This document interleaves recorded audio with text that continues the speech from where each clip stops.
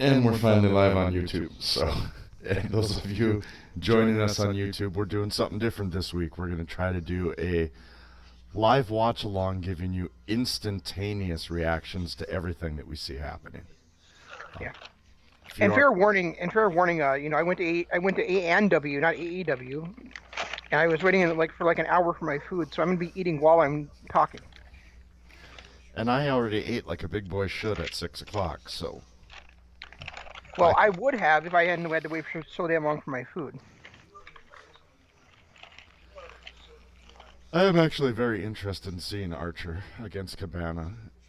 It'll be nice to actually see Archer in the ring against somebody that weighs close to what he does, as opposed to just jobbers and smaller people.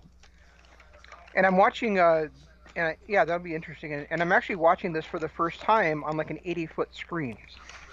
I have a 100-foot screen I've been projected onto, but it's not taking up the full screen. So I'm gonna guess it's like 90 feet. I'm probably watching it on. Oh, goody! We get Jericho announcing again. Onion rings. Sounds like you're about 3 to 4 seconds behind me, so if you hear me react to something, you'll understand why.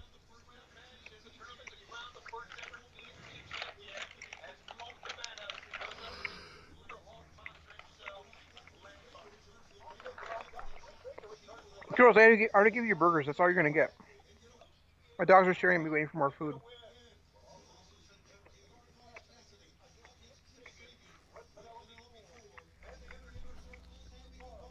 I'm trying to sync it to what you've got. Oh, good. Sean Spears again tonight. So at least on the damn main event. Otherwise, this show would be over before it began. The bubbly bunch. I realize Jericho's a funny guy, but I don't want to see Inner Circle as a comedy act. No. Skivone.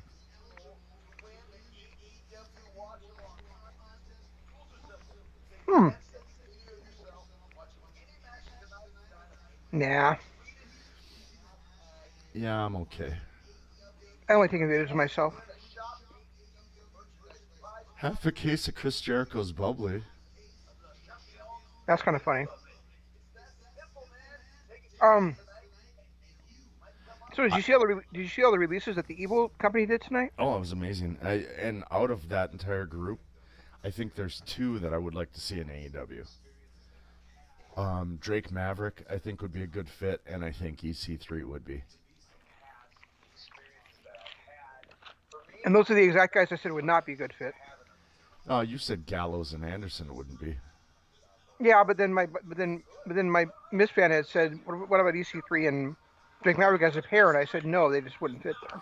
Not as I wouldn't want to see them as a team, but I think they could both bring something to the table, and EC3 wouldn't take long to be considered a main eventer as well, because he's already been there in other companies where not too many other people on the roster have been. I think he'd be a much better fit in NWA than he would be in AEW. The people that I think would work great there would be Sarah Logan and Donna Purrazzo to boost up the women's division. And then I think Rusev, there's so much money that WWE left on the table with him that I think that Rusev coming in would be amazing. I didn't realize Rusev got released. And then maybe on the outside, Doc Gallows just adds size as a big man. But I would not want to see the team of Gallows and Anderson there. I don't know. I'm looking more towards talent than just size. I think they, with Archer and Harper, they really added the size already. Mm-hmm. I'd rather see more technical wrestlers, good storytellers, things like that. That's where I lean towards Maverick and EC3. I guess I didn't realize Rusev had been released. He would be a perfect guy. Yeah, I don't. So explain to me why you think Rusev should be. I mean, why you think EC3 should be added? Because I just don't see it. I think his work in TNA and in NXT shows how great he can be. I think he brings name value immediately, and he doesn't need. He does not bring name value amongst the amongst the main populace. I don't think. I think he does. I think he spent enough time um, to where he brings more name value than a Drake Maverick would. Out of that bunch, Rusev brings the most name value. It's interesting that they're starting it with the tournament this week and not ending. Like last week, they made the main event, the first round of the tournament. Yeah, but the main event tonight was going to be the world title match. Oh yeah, I suppose. And so why not open up with the tournament? They are good at bookending main events. I'll give them that. They usually open the show with one and then end the show with one. Except for last week. Yeah. But hey, we get Sean Spears again this week. Yeah, no, and you know what? I'm not discounting EC3's talent. He's a very talented guy. I just don't think he fits in AEW. Is my only thing. I think it depends. I think he fits great in NWA, and I think it'd be wonderful for him to join MLW. I'd love to see him against Richard Holiday. I think he would be a great addition to MJF, but the problem is at that point, then which one do you build up? You can't build them both up. But we do already have an EC3 character in AEW and MJF. So it could possibly be a little bit of overkill. And I don't think EC3 should be changing his character. No. No, I mean, I think I think he works great in NWA also against like Nick Aldis and Marty Scurll and Eli Drake. So I just really. I think there's better places he fits better, in my opinion. That's all. The only problem with that is now we're starting to get too many people that I want to watch in NWA, and I just don't have the time to add it.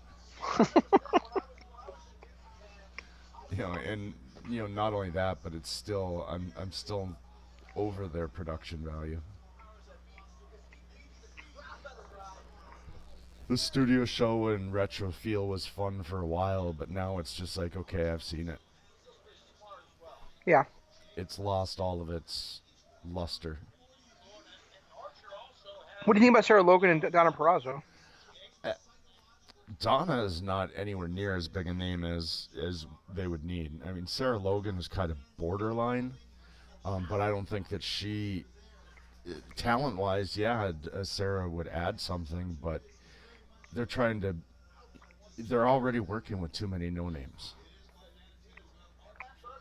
And I'm not sure that either one of those two will bring the kind of star value that they would need to really increase the division. Oh, it's not like they're gonna release Charlotte or Bayley or Becky Lynch or Shayna Baszler or Charlotte. So I mean, or it's Sasha. So I mean, it's not like they're gonna get that kind of name value anyplace really. Well, they've got and they've already got a stacked women's roster that they're trying to build. I think adding two more names to it though would kind of take away a little bit. Okay, that was impressive.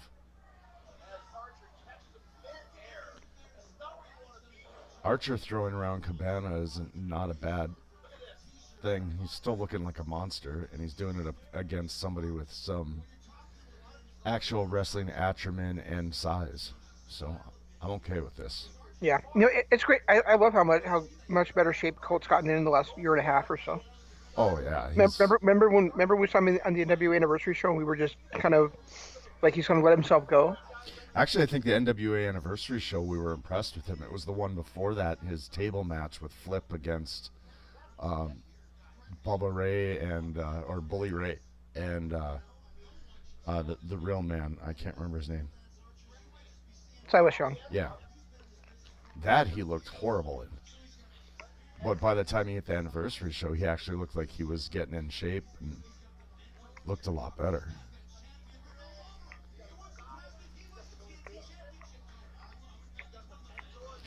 Yeah, I'm impressed with Archer now.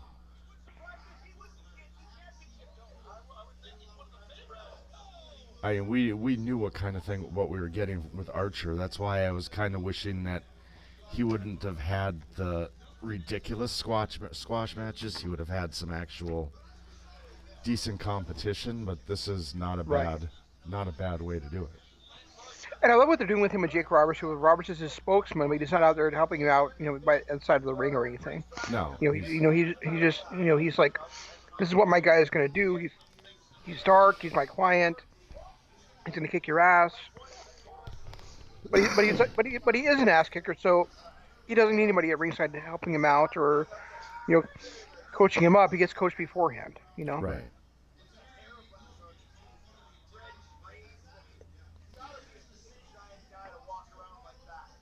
Yeah, And look how big that referee. That I mean, I guess I've always known she's kind of tall, but I mean, she's getting right in the face of Lance Archer. She isn't that out of place, really. Yeah, she's got to be 5'11", 5'10", 5'11".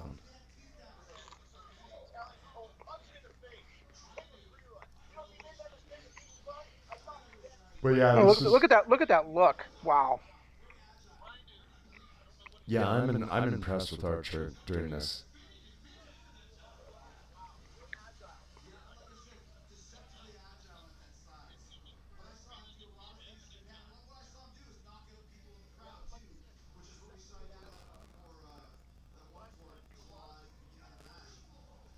One poor Claude. Okay, I'm not. Okay, where's our split screen? They've always done a split screen on the first, or are they not doing split screens now with COVID? They have not been since COVID started. All right, well, that disappoints me. If they're not going to do split screens, then we need to discuss how to make the matches fit into the TV time. And that's why it bugged me so much that during like last week's main event, quote unquote main event, that they had three commercials during it. I mean, why if you're gonna have three commercials, at least do the split screen stuff. Yeah.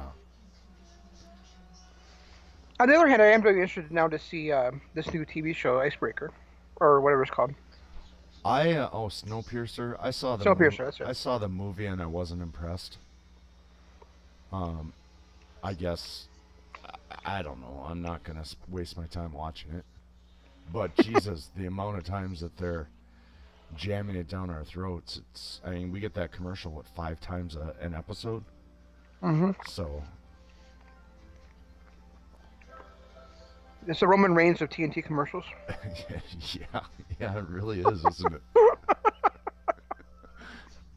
That's not an unfair comparison. Now I want to. I never saw the movie, so I'm kind of looking forward to seeing the show. I always like shows better than movies anyway. Well, the movie kind of came out around the time that Captain America, and I believe it was Chris Evans that was in the movie, if I remember right.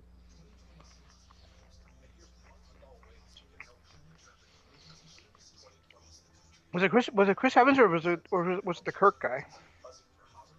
I'm looking it up now. I'm trying to. Well, it's 2013.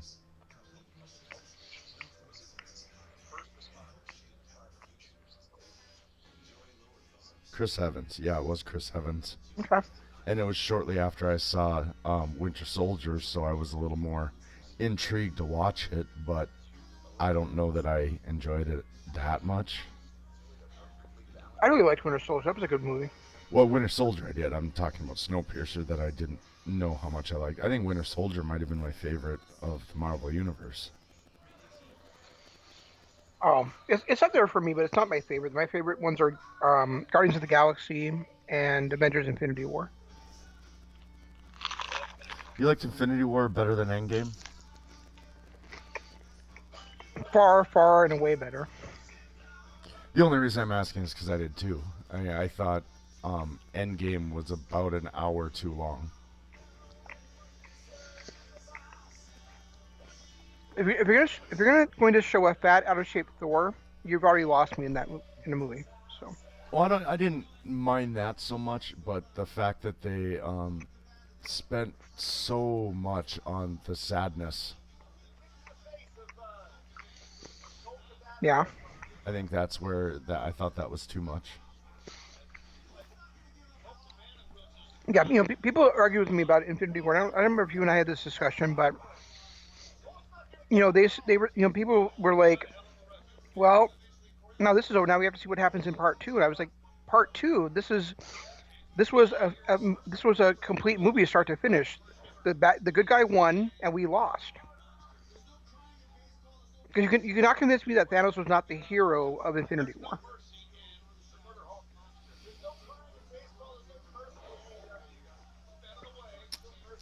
For his He race, yes. he was a protagonist, and what he was trying to accomplish happened. He faced obstacles and overcame them all, and he saved the universe from, like you said, from his perspective. So Yeah. I mean, if you look at it from his perspective, then yeah, he was the hero. and Endgame changed none of that. I mean, Endgame. I mean, they went back and they brought people um, back, but they didn't bring back the ones that it was like an alternate timeline basically. Yeah, they didn't. I mean, they didn't bring back the ones that had the ultimate sacrifice. Right. We ended up getting a new. Um, oh, I can't remember her name. Thanos' daughter. Gamora. Yeah, we ended up getting a new Gamora who was 5 years younger, 4 years younger, whatever, and then we ended up getting, um, Natasha's completely gone, so it wasn't the overarching feel-good moment that it should have been. Right. Exactly. So where's Cabana? How come he's not out comedying him? He's using his comedy to defeat Lance Archer. Maybe he realized it was how ridiculous that was as well, and he decided not to do it.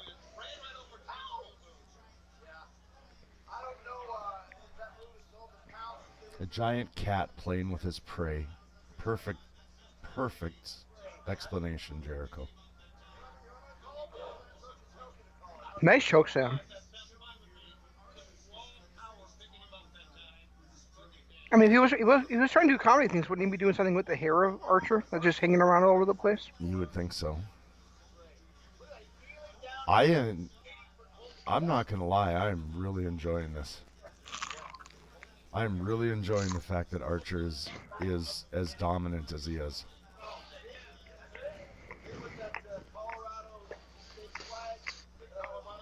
Yeah, I mean, and that's how he should be. Okay, that was impressive. Blackout time.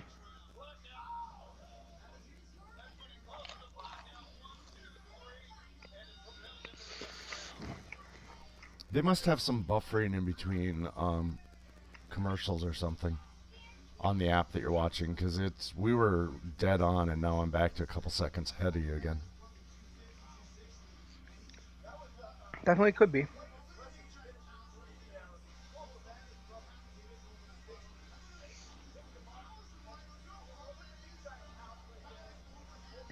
I did not have a problem with that at all.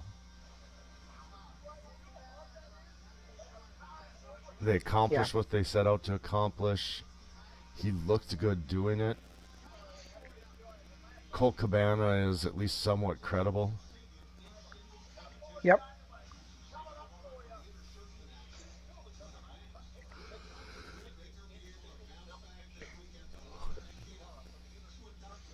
Oh, goody. Dr. Britt. So you think Sammy and Britt are both in jobber matches? I mean, Chelsea are both in jobber matches? I have a feeling. That sounds about right.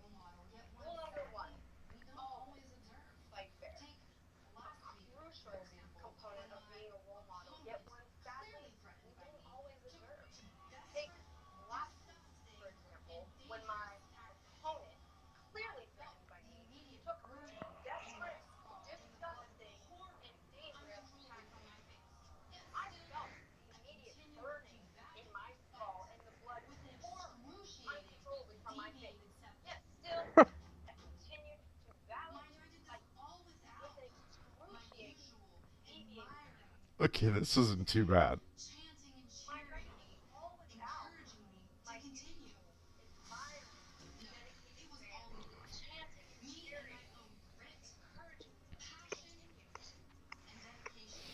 Yeah, she's really starting to find herself. Mm-hmm.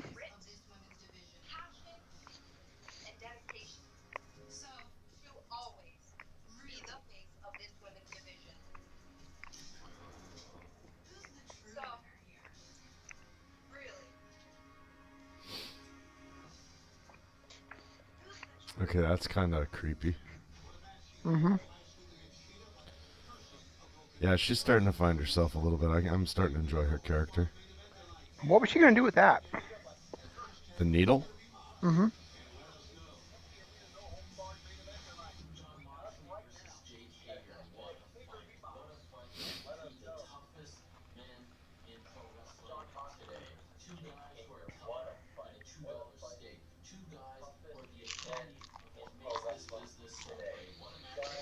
Who the hell is Ariel Helwani? No idea.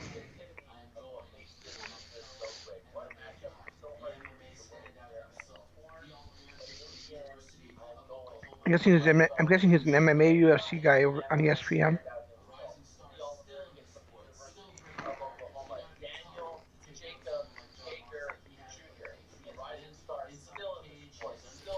Daniel Jacob Hager Jr.?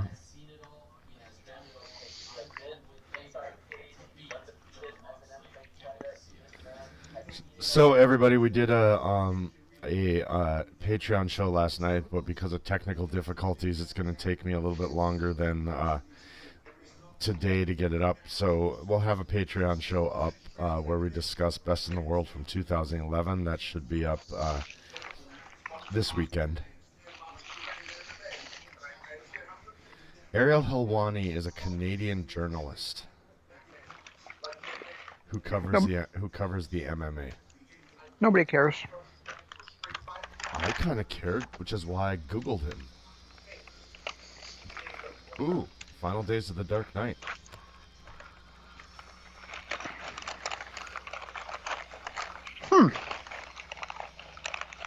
Is this on DC Universe? Not yet.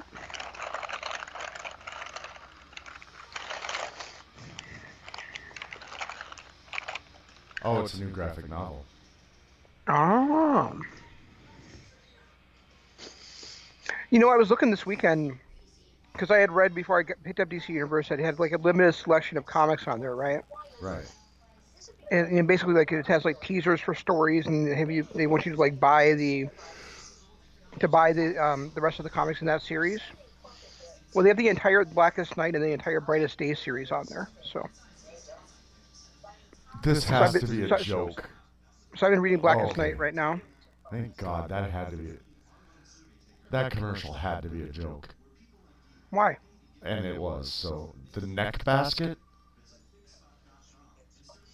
Oh, you're watching through the app, so you're probably not getting the national feed. They just had a commercial that was advertising something called the neck basket, and it was literally a basket that you, like a wire dish strainer that you hung around your neck and put stuff in it when you weren't using it. Oh, that's very odd. Yeah, it was. It ended up being an ad for Big Spot, but it was just shocking that I'm like, okay, this virus has really made everybody crazy if they're going to start advertising shit like that. No, I've gotten a ad. I got the Batman ad. You got that chick from Shark Tank, and then a Popeyes ad, and now I've got a Bolt 24 ad. You didn't get the get. Oh, okay, yeah. So the only one that was different was you got the chick from Shark Tank, and I got a Big Spot commercial. What's Big Spot anyway? I have no clue. Never heard of it before. But apparently they sell fake neck baskets. Bigspot.com.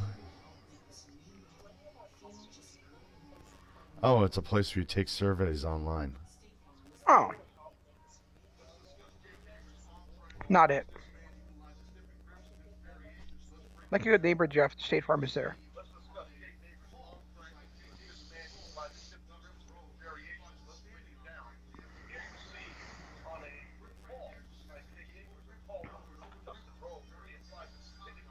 I also don't have a problem with this, with Taz, providing commentary like a legitimate fight.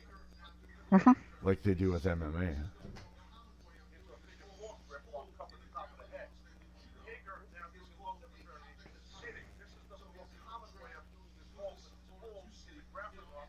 The only problem is I've never looked at Taz as an MMA expert. Well, he was the human suplex machine. He was like an ultimate. He was like the ultimate fighter of ECW, I suppose. But I don't have a problem with this MMA style that they're giving Hagar. No, me neither. I mean, he's really good at it. And he is an MMA fighter. He's what 2-0 I think now in MMA. Yeah, I guess I'm not saying MMA style they're giving Hagar. That's fine. I'm talking more about these promos that they're doing today, where they're breaking down the arm triangle and showing us why it's effective and things like that. Oh, gotcha. Okay. Girls, I have no more food. I ate my food. You're not getting any of it. I'm not going to regurgitate it back to you like a baby bird. Holy Cassandra Golden. Never heard of her.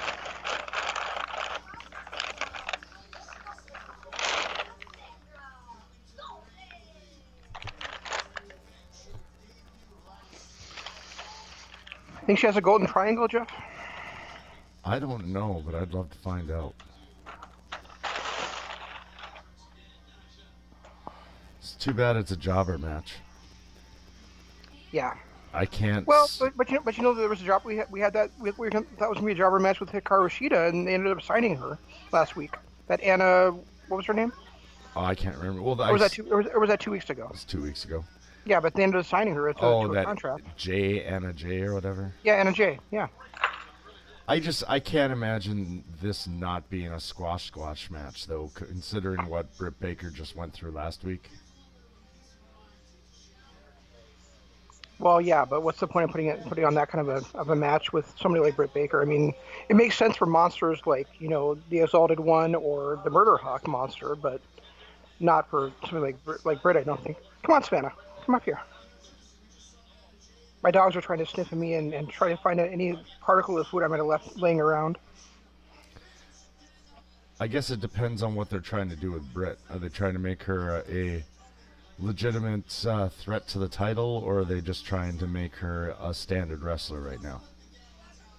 Well, I can't see her having a match like Shida and Anna Jay had. Here.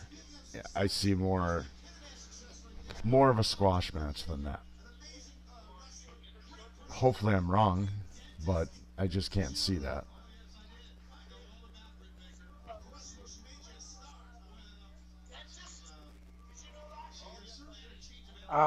No, I did not know. I do not know how good a dentist Chelsea Baker is. I have no idea. Yeah, here's what I'm talking about. They're not. Ooh. This isn't a serious match. It's her just kind of that posturing after that super kick that kind of shows what kind of match this is going to be.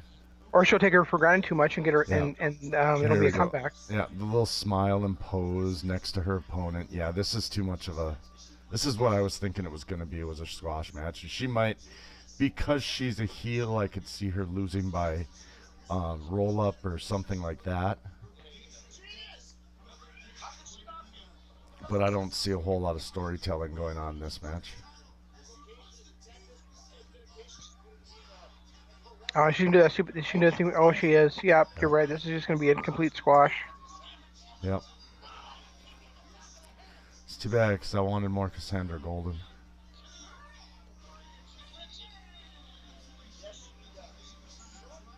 Wow. What was that? 3 moves? Yeah, 2 super kicks and then that move. Wow.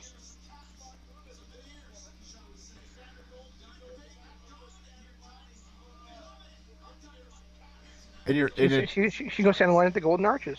It doesn't make sense considering her, I don't want to say talent level, but maybe build, to have a squash match like that. She wasn't so much bigger than her opponent that kind of match made sense. No, But And she did kind of just sucker. She kind of just sucker kicked her though too. in the knee. It's not like she sucker kicked her in the stomach and knocked the wind out of her mouth, or a kick to the face that came out of nowhere. It was she suckered her in and kicked her knee. Have you ever had your knee kicked, dude? Yes, but I'm also not a professional wrestler who is supposed to be able to take pain like that. This was just an embarrassment for Cassandra Golden, which is sad. It'd be nice if they had some celebrities on here talking about this match that I actually either knew about or cared about. Well, they're having people on it that have something to do with MMA. Ron Funches has to do something to do with MMA. I believe so. Oh yeah, I think you're right. I think he's like a Sirius XM guy for it.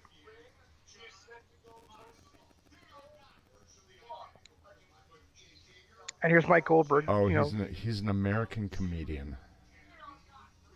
Yeah, but I think he is also on Sirius XM talking about MMA as well. That could be. Mike Goldberg, I don't care what you think either. But at least that makes sense and continues with. Mike Goldberg works for Bellator now. I thought he doesn't work for UFC anymore, huh? Yeah, UFC's gone through some big time changes. Interesting. Because it wasn't for the longest time. It was him and Joe Rogan were the commentators for UFC. Yeah. Yep. And I know Rogan's still there. And Goldberg obviously is with Bellator now. Right. That's weird. I know at one time WWE tried to hire Mike Goldberg to be their lead announcer. Yeah, and instead we got Morrow. I would have much rather had Mike Goldberg. Oh, he left UFC in 2017. Okay. No, I don't think we got Morrow the same time that we would have gotten Goldberg. I think that's when we got Mike Adamle. No, Mike Adamle was in the mid 2000s. Wasn't he? Maybe, but I still feel like that was around the same time they were trying to get Mike Goldberg was when they ended up getting Adamle. Maybe because Goldberg was with them. Jesus, he was with them for 10 or 20 years almost, 97 to 2017. Right, he was with them almost since their inception.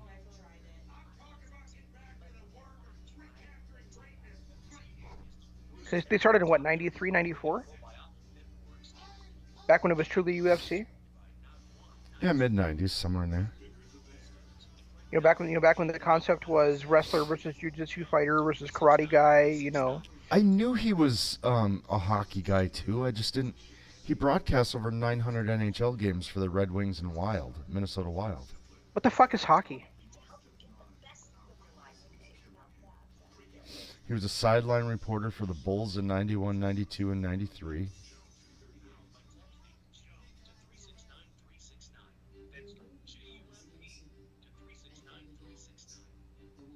Peptiva. Okay, why aren't you coming up, Crumb? In October of 2014, Goldberg made his NFL play-by-play debut. His foray in NFL. What the fuck is the NFL? His foray in NFL broadcasting lasted just one game. It was wildly panned debut, which included repeatedly referring to Minnesota Vikings coach head Mike Zimmer as Don Zimmer.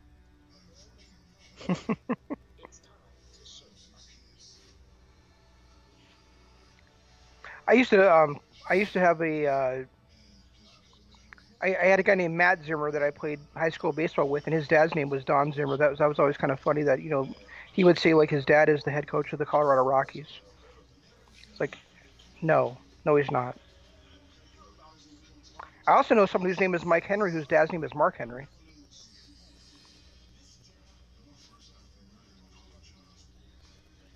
Is this thing on? That's the appropriate response. Okay.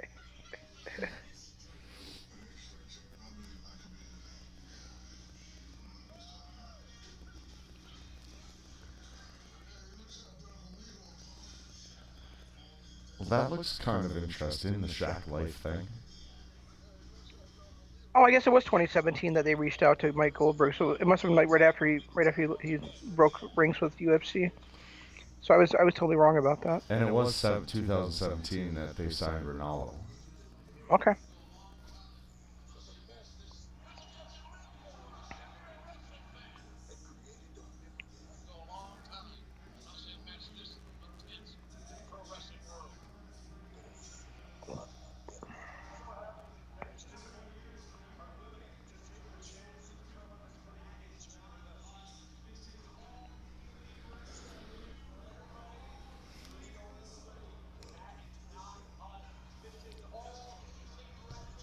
Okay, are we just showing a replay, or are we announcing that you're still going to go on with Double or Nothing? Yep. Yeah, they're now still going to go on with it, I think.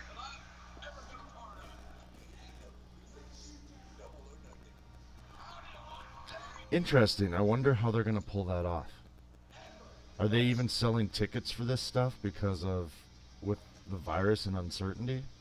I don't think so. I think they're planning on being like some of the WrestleManias, an empty arena pay-per-view. Oh dear Lord. The bubbly bunch. I do like that Guns N' Roses style Inner Circle shirt. Yeah, I do too.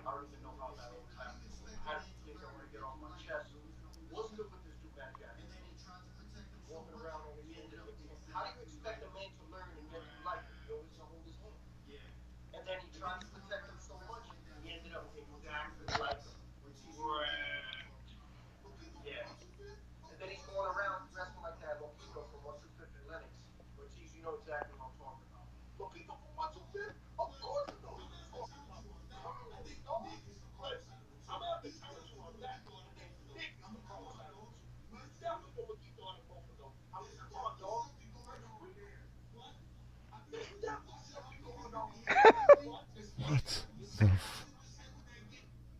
Ortiz just cracks me up. His current character I enjoy so much. He's such a psycho. And not like a psycho, like, like a violent type psycho, just like a psycho, like he really seems like he's out of it. Right.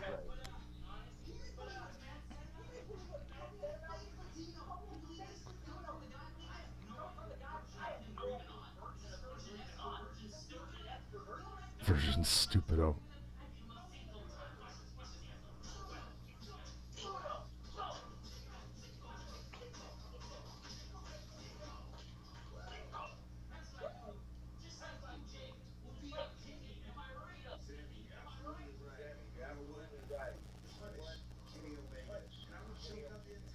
Is his kid wearing a Macho Man shirt? It says Bendy on it. Earmuff kiss.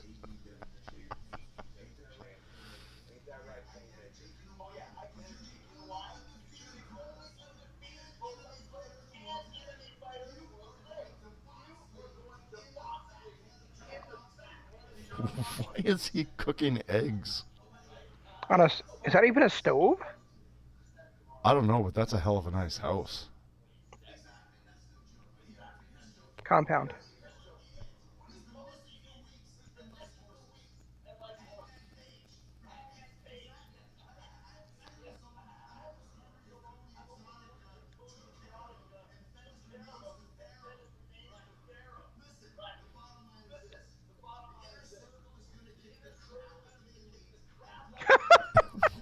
What the hell?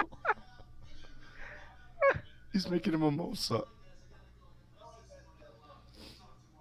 Yeah, but he's also letting his counter drink some of it. Right, I saw that. Okay, I don't want to see this as an every week segment, but I didn't have a problem with that tonight. I just don't want to see them end up being a comedy act. No, but at least at least we talked about last week with Hangman Page. At least they're getting him on TV still. Yeah. Getting him something to do. Shuged? Shug D? No.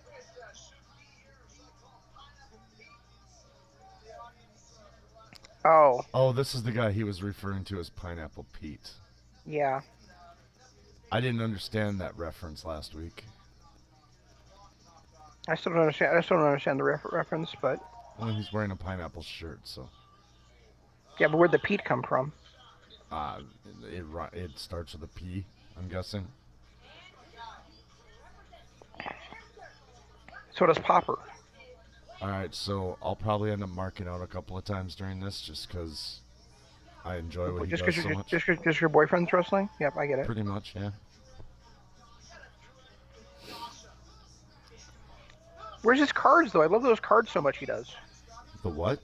The cards, like the big... Oh, the stuff that he was doing during commercial breaks? Yeah. Not always during commercial breaks, but usually. I suppose without the commercial breaks, there's no point having them.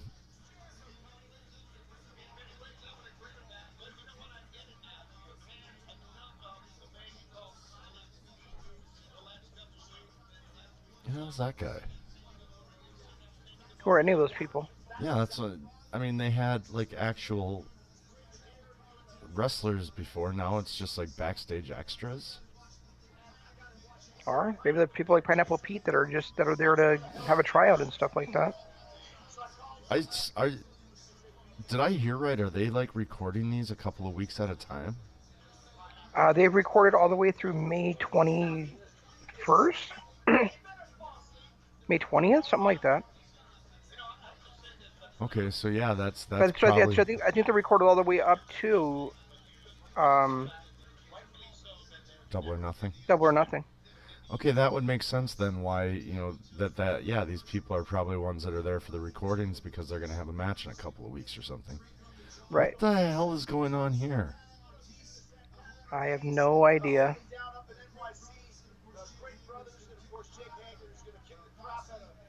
All Is right. this like Jose? Is he like Jose? No way, Jose's brother or something? Or I'm okay if we never see Sugged again. Sugged?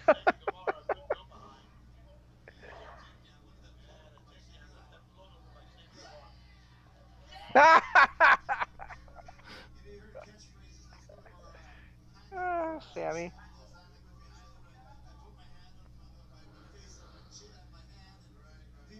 Okay, you can lay down, Savannah. Jericho has a bigger man crush on Sammy than I do. Sex gods. That's great. Jericho's a sexy beast, and He's a Spanish god. yep. Pumpkinhead and Hangman are the current champs.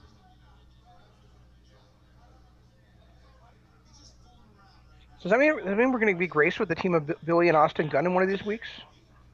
I wouldn't have a problem with that. I do like the fact that they're aren't they the Team Gun or Gun Team or what the hell is happening here?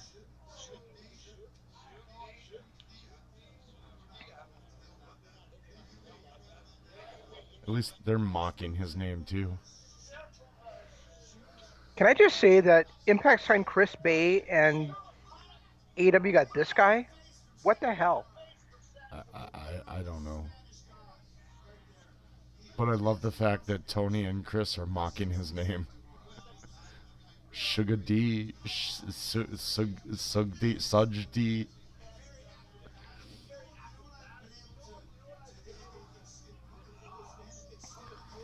But you called it, a couple straight squash matches after the first opening match, and Yeah, that's too bad. I get it because they've only got certain people that can work, so and then they're bringing in other talent, local talent, people that are already in the area. That was maybe the worst delayed suplex I've ever seen. Sorry, Sammy, but it was. It was worse than their ones 2 weeks ago with when they were betting. Yeah, because at least they had him all the way up in the air. Sammy had him like tilted half the time. Well, his pineapple hair was probably poking him in the side, so he couldn't get him all the way up. Yeah, possibly.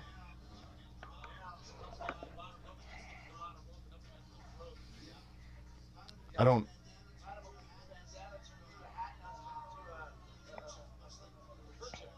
A kerchief. Pretty soon it's gonna be a belt. What in the world is that guy wearing for tights? I trying not to even look at him, but it looks like SpongeBob or 270, 280. 270. I'll give him 215 maybe.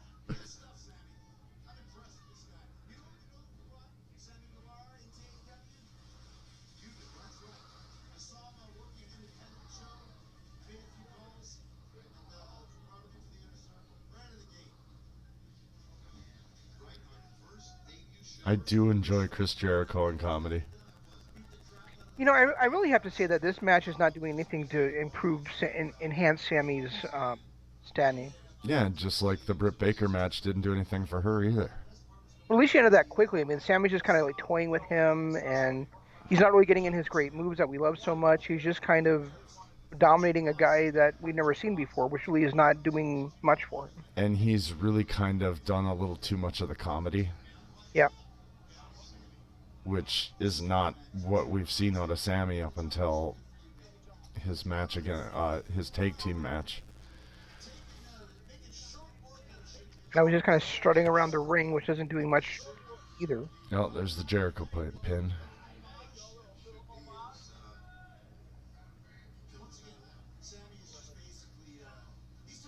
Okay, bored now. Yeah, I'm over this. Very disappointed because it's not the Sammy that I've grown to love. This is becoming, the last couple times he's been kind of a comedy act, and I don't really like it. No, me neither.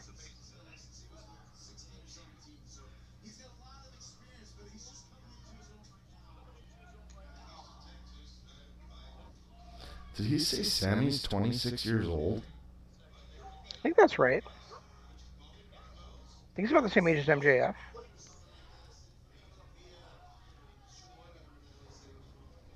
I thought they were both younger than that. Yeah, yeah, MJF's like 24, isn't he? Yeah, is he 26? Sammy is 26, yeah. Okay. I thought he was younger than that. I thought he was in his...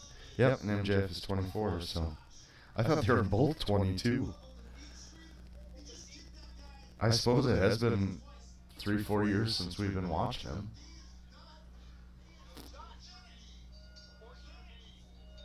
Yeah, that match did not do anything for Sammy in my mind. Who's the Gronk lookalike? And now he's doing the Feast Your Eyes as his finisher.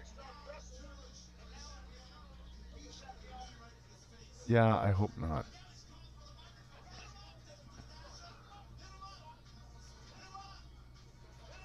I mean, you could argue that he's always been kind of a comedy wrestler doing his vlog in the middle of matches and stuff, but this was just embarrassing. Mm-hmm.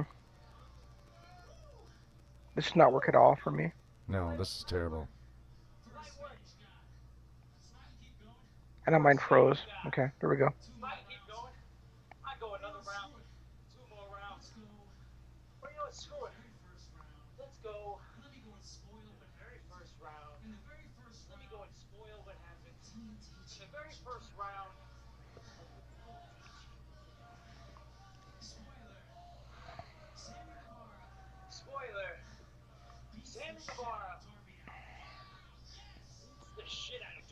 What happened to Sammy? Is he...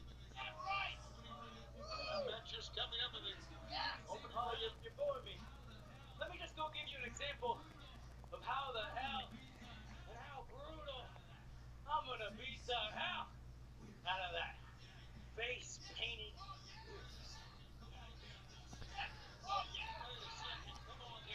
Okay. That's not the Sammy that... He's so much better at delivering promos and match work and... What the hell did we just watch? I don't know.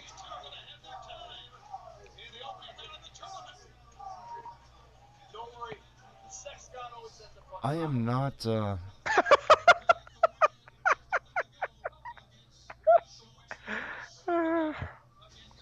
sex god always ends up on top is what I'm laughing at. Yeah, I heard that. I'm not pleased with what we just watched. No. Nothing about it, including, I mean, he's a good talker, he's incredibly athletic, and that was just comedy mixed with squash. And then a very bad promo, which is not something I expect out of Sammy. He's really good on the mic. Nobody cares about you either, Big John McCarthy. Sorry. Maybe he needs to go back to his Mr. Money's-Worth gimmick. John McCarthy? No, Sammy. Oh, you're still talking about Sammy. Okay. I'm not listening to John McCarthy. I just ignore it. Get down, Smith. Oh, wow. We actually have somebody to care about now.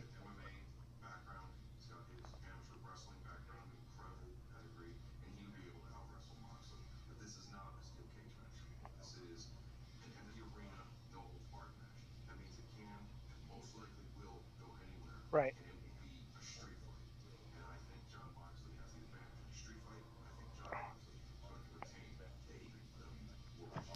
Notice all the Star Wars stuff behind him. I did not. So there was a Star Wars Rebellion box behind him and a couple others. At least they finally found something for Excalibur to do. Yeah, finally. I wonder, is he quarantined or something? I'm not sure if he's quarantined or if it's just that he's probably... You probably don't want him traveling to Florida just to do the tapings. Or actually, they do these ones in Georgia. Well, I know they're in... He, Taz, and JR are doing that after show, which I don't want to talk about because we do an after show too. Except for this week when we're trying to do a real show, which A real show? I don't know what the hell we're doing. I didn't realize We're just chatting while we're watching wrestling. What else are we supposed to do? I didn't realize Excalibur was one of the co-founders of PWG. Oh yeah, he was a lead announcer for a long time, brother. He's one of the 6 original founders. Mm-hmm. I didn't know that. I didn't realize he's only 39 years old. Oh, I did not know that either. And he sure does look a lot heavier than 183 pounds. Maybe that was his wrestling weight. I don't think he wrestles anymore. No, he's retired. He might be a little slow, but it'd be nice.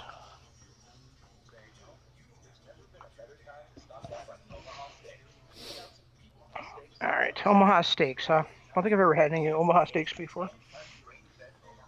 Oh, I'm watching a Bosley commercial, so... What's Bosley? Hair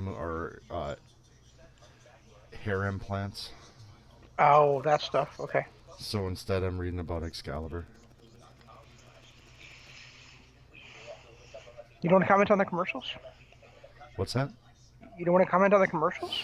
If they're decent and we're watching the same ones. Okay. Why hear the same one that I'm watching in the background now? The do cowboy. Yeah, I want you to get that belt buckle. Why would I do that? Just because that would be great. I don't drink Mountain Dew though. You know, but I just want to have you wear a belt buckle that big. Oh, okay. Maybe I can get an AEW belt buckle that big. What? The Super Trooper guys are now firefighters? I guess so.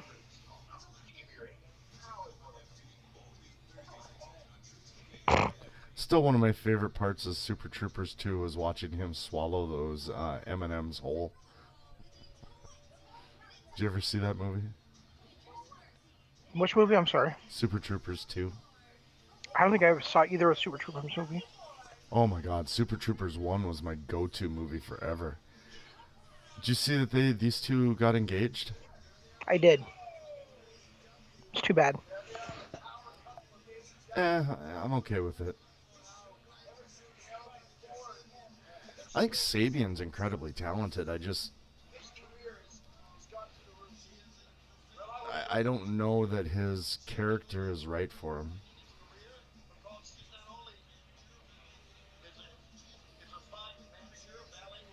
Yeah, I don't know. I think he's just another guy that just needs to grow into himself. Possibly. But he showed against Paige, a Fight for the Fallen, that he's incredibly talented.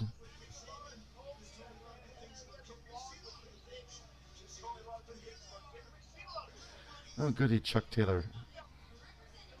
Yeah. Are we ever gonna get? Where's Trent? No idea. What, is North Cassidy good enough for you? No, but that's been the one team that has stayed together where we've seen every member every week. Like SCU hasn't been on TV in a month, and the Bucks and all them except for a few little promos here, but Best Friends have been together every single week. Maybe him out there would have been too many people. Possibly. Because you've got the referee, and you've got Penelope Ford, and then you've got Kip Sabian, and then you got Chucky T, and you got Orange Cassidy. So maybe adding Trent as well would just be too many people.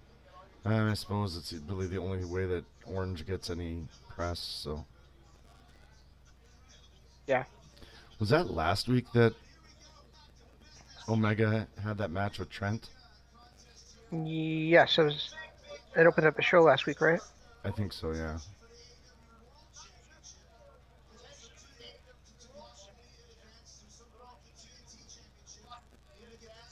Or it might have been. I don't know. I think it was last week. It might have been a couple weeks ago. Yeah, it was a couple weeks because last week I think it opened up with a squash match. It was a squash match, and then it was that women's match. So yeah, I think it was 2 weeks ago. Yeah, because 2 weeks ago we had Trent and Kenny, which, I still think could have. I would not have been mad had it been a pay-per-view main event. And then we had the 3 straight squash matches. Yeah. I guess I don't necessarily buy that. It could have been a pay-per-view main event. It could have been a pay-per-view match. But I mean, I kind of get annoyed when people say this could main event any card anywhere. I'm not saying that. I'm saying I would not have been mad had it been. Had a match of that quality main event at a pay-per-view, I would not have been upset about it. Gotcha. Okay. Not saying that it's something I would have paid for or I wanted to see. It's just that the quality of the match, if that had been the main event of Fight for the Fallen, and we got that kind of match, that quality of match, I would have been, all right, I'm okay with that. I'm going home happy. Yeah, I mean, I guess like Ian Riccaboni is kind of famous for that. Like this kind of match, he would probably say something like that. Like this could main event a card anywhere. Oh yeah, that's like I said. He's trying to be the moment, not let the moment happen. No, I didn't see Mauro Ranallo. I said Ian Riccaboni. Oh. Oh yeah. Okay. It's been so long since I've seen Ian. I haven't. That and I really wasn't paying close attention. I know we were bitching about Morrow last night, so. You were, yes. But no, if this was a pay-per-view main event, I would be pissed.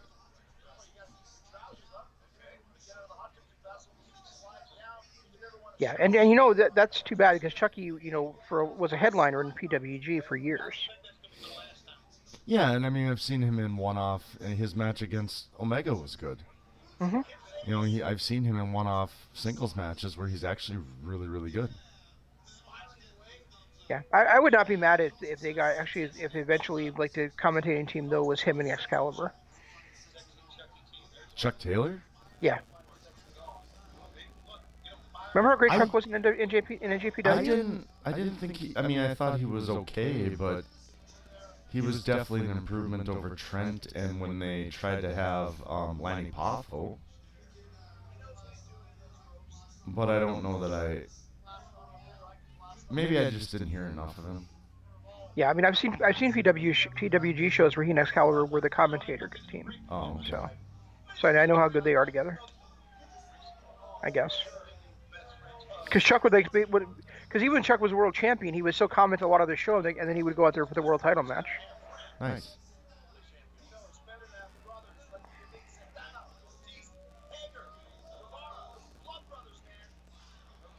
Wow, that was a weird timed spot. Yeah. Like, Taylor just kind of sat there for what seemed like forever waiting for Sabian. Oh, not an apron spot. Really?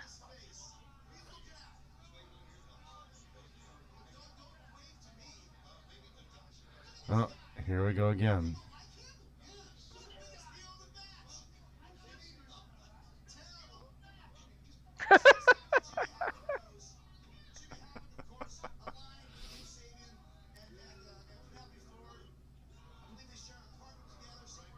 Okay, I'm not. They are. I didn't know that. Was I supposed to know that? That they shared an apartment together? That Jimmy Havoc and Kip Sabian are aligned as a team. Well, not as a team, but they've teamed together a couple times. Okay. Mainly against Joey Janela. But here again, too, what's with Chuck Taylor posing and why? He's just being Chuck Taylor.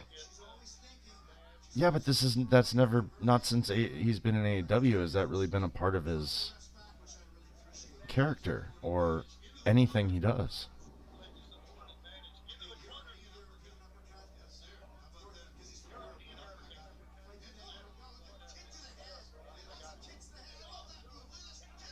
Yeah, see, I just don't think Kip Sabian does anything special. I mean, I know you say he's talented, and he may be, but I mean, to me, he kind of falls in the same category that, um, Generic luchador number 4 does. well, no, I was going to say that I was trying to think of his name. Scorpio Sky does. I mean, yeah, he's very talented, very athletic, but he doesn't do anything special to me. And I think part of that is because he still has to grow into his character. Yeah, that's fair. It's hard to be. Part of being impressive in your ring work is by having your character develop to the point where your character becomes part of your ring work. Yeah, but you also have to have something unique to your wrestling as well, and I just don't think he does. Well, and a lot of that happens once you finally get that character development. I mean, Randy Orton didn't really have anything unique to his repertoire until he really started the RKO stuff. No, but at least Randy had the natural charisma that could carry him for that time, and I don't think Sabian even has that. So.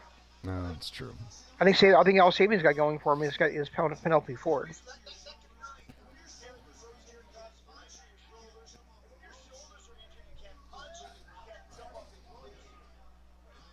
You know, and Penelope Ford, you know, unlike Kip Sabian, I can say for sure Penelope Ford had the best match on a card.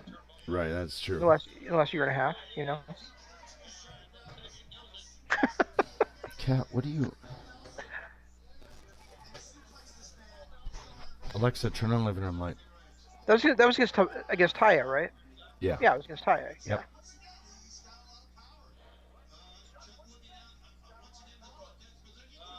Okay. Do the moonsault, Chuck.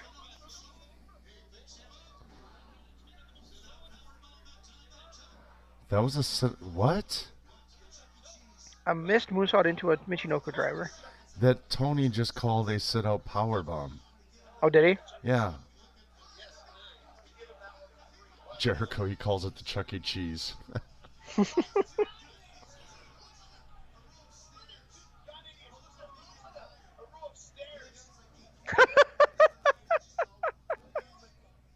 Marcus Gunn, 8 inches tall.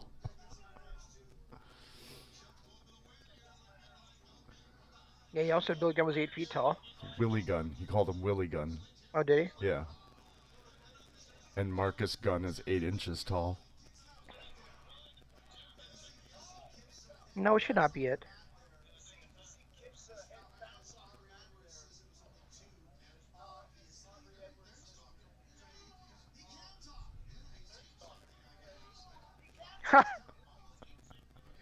Obviously.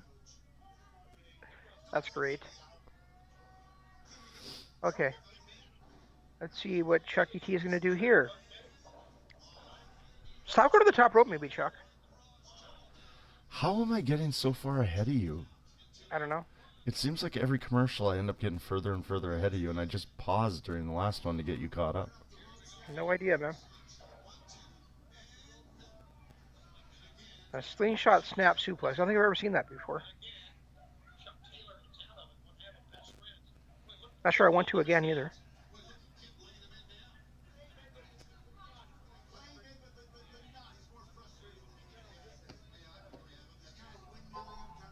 Kind of windmilling.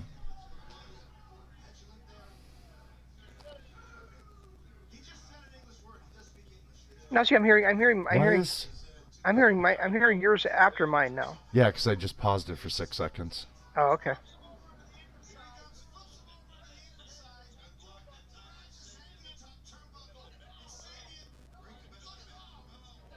Oh, that was good. horrible.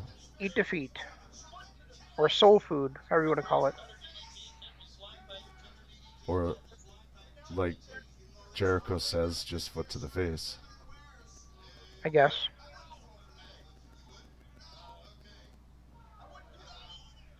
Ugh.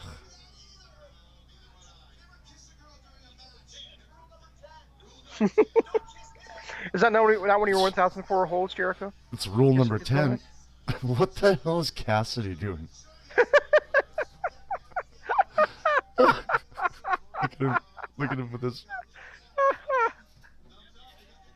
Oh, there goes Jimmy Havoc's had enough. Yep.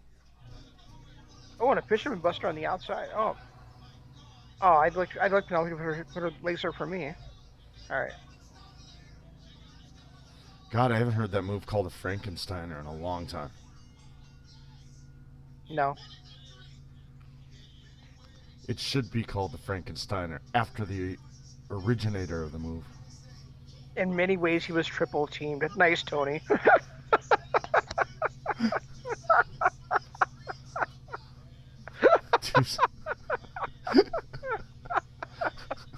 Jericho is awesome.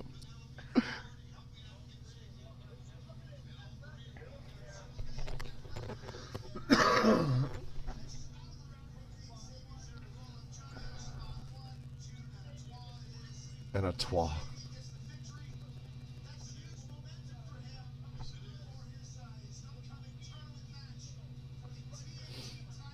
Oh, that's right. He's in the tournament. Yeah, he's against Dustin Rhodes. Oh, goody. Is this going to be an extra long commercial for you then? At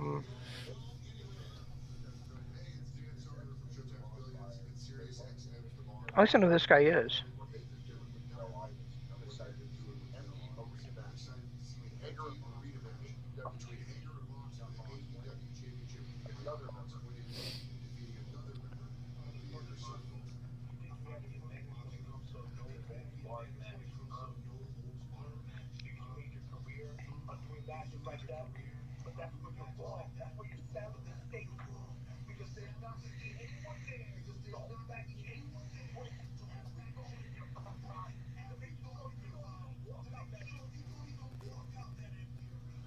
God, you're right. He does just everything about him. It looks crazy. Yep.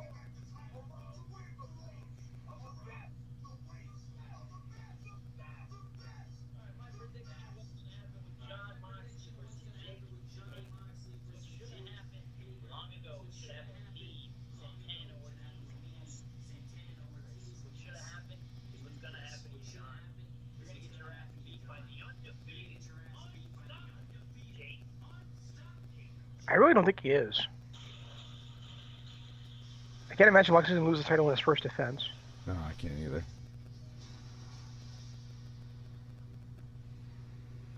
And there's a Marvel movie that I didn't care for, Ant-Man. I didn't mind it. I liked Paul Rudd. Yeah, Paul Rudd's fine, but I've always felt like the Ant-Man movie should be about Hank Pym and not about Scott Lang. Yeah, And I realize Hank Pym was in there, but I mean, Hank Pym is such a fascinating character in the Marvel Universe. He deserves to have a trilogy about him, and instead he's the background player for Scott fucking Lang. Well, and the problem is Scott Lang didn't Hank Pym become Giant Man after he gave the thing to Scott Lang? No, he was Giant Man and retired before Lang even came on the scene. Oh, okay.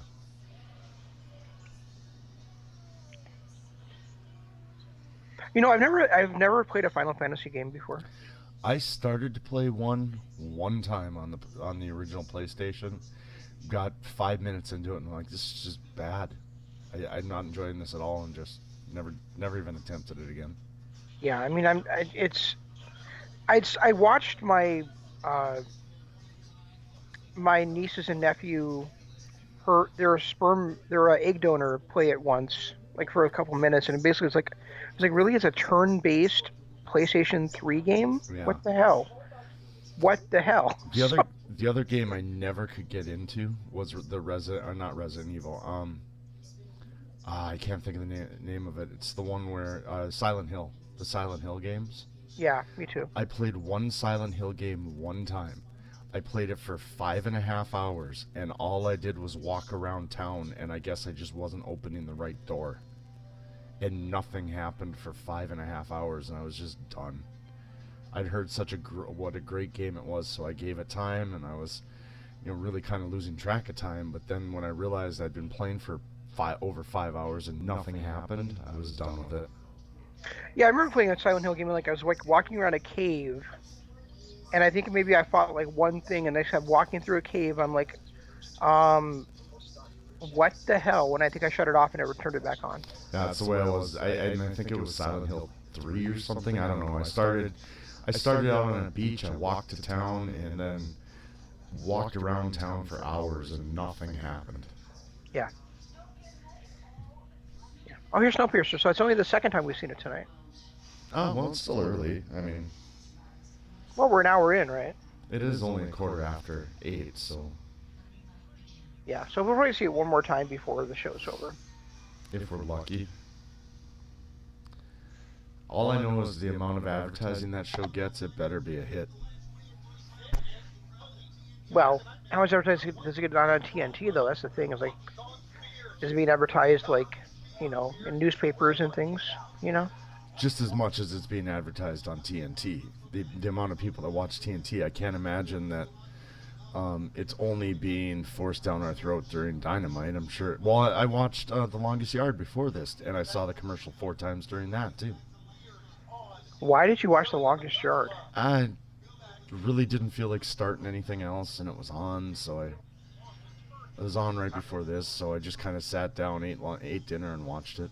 Ah, okay. And then by the time I got done with dinner, I was like, I'm not going to bother starting anything else. Who the hell is Justin Law? That guy right there. So we had He's Bob Backlund's youngest son, maybe?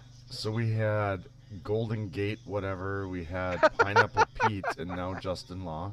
Wasn't it like Larissa Golden or something like that? Cassandra Golden, I think. Cassandra Golden, yeah.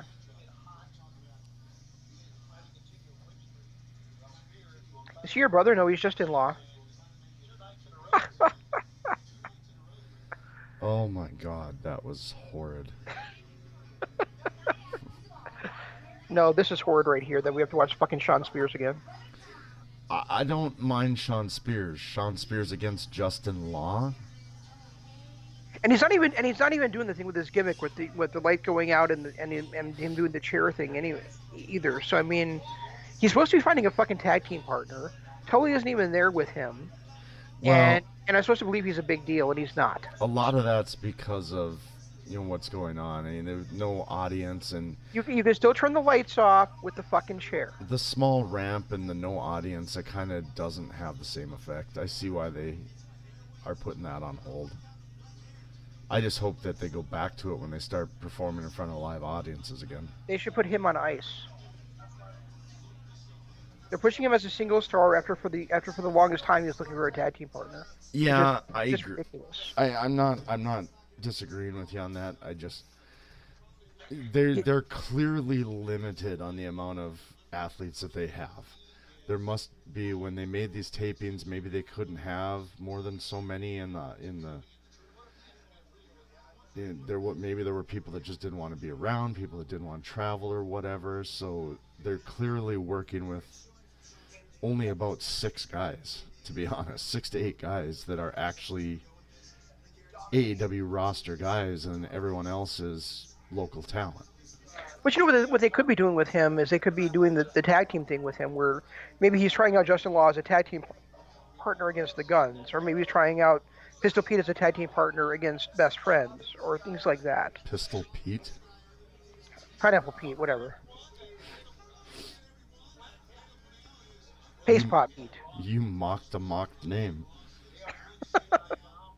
I guess I did. What about Sugad? Yeah, him too. Well, he's the same guy, isn't he? Oh, Pineapple Pete and Sugar D were the same guy. I have no clue. My point is I they had a honestly gimmick. don't. They had a gimmick going for him. They could have kept going with. Yeah, they could have tried a little bit to keep it going.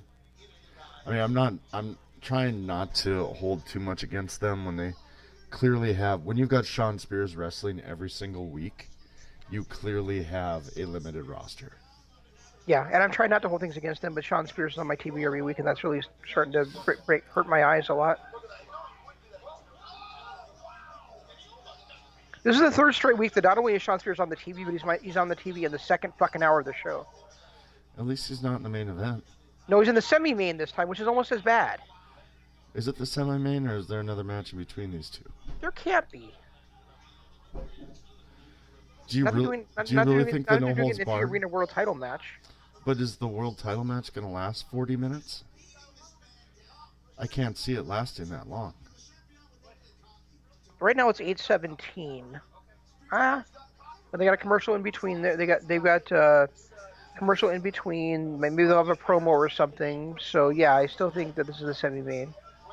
Yeah, that's still a 30-minute match out of Moxley and Jake Hager. I can't see that. But then again, this is everybody that's been advertised. But yay, another squash match. He doesn't even have his violet eyes going on anymore. Nothing that was interesting about Sean Spears is happening right now.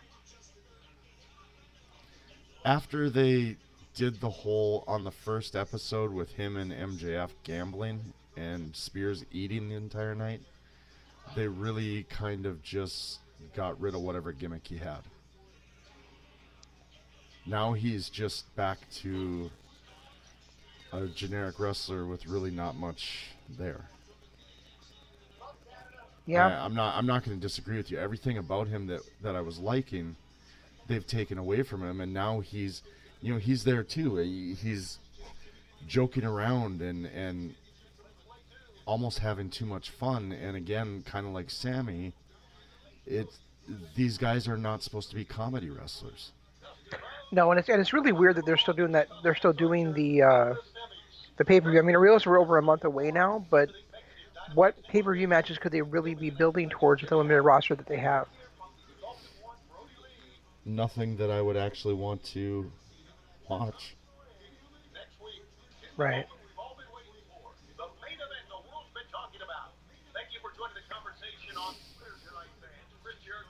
Yeah, they said this is up next. Unbelievable.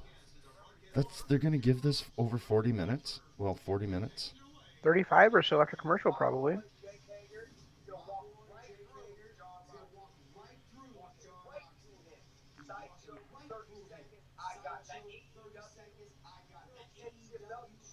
Oh, Leo Rush was another. Holy crap, there were over 30 wrestlers released today. Was there over 30? I thought there was like 10. All 30 plus WWE stars released. Wow.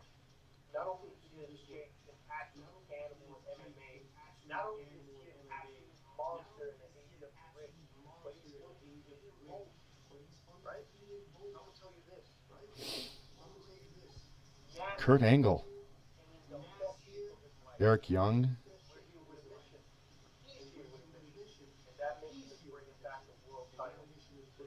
Kurt Angle got released again? Yep. That's weird. Well, he wasn't really being used. Yeah, but you would have thought they would have kept him as a consultant or something.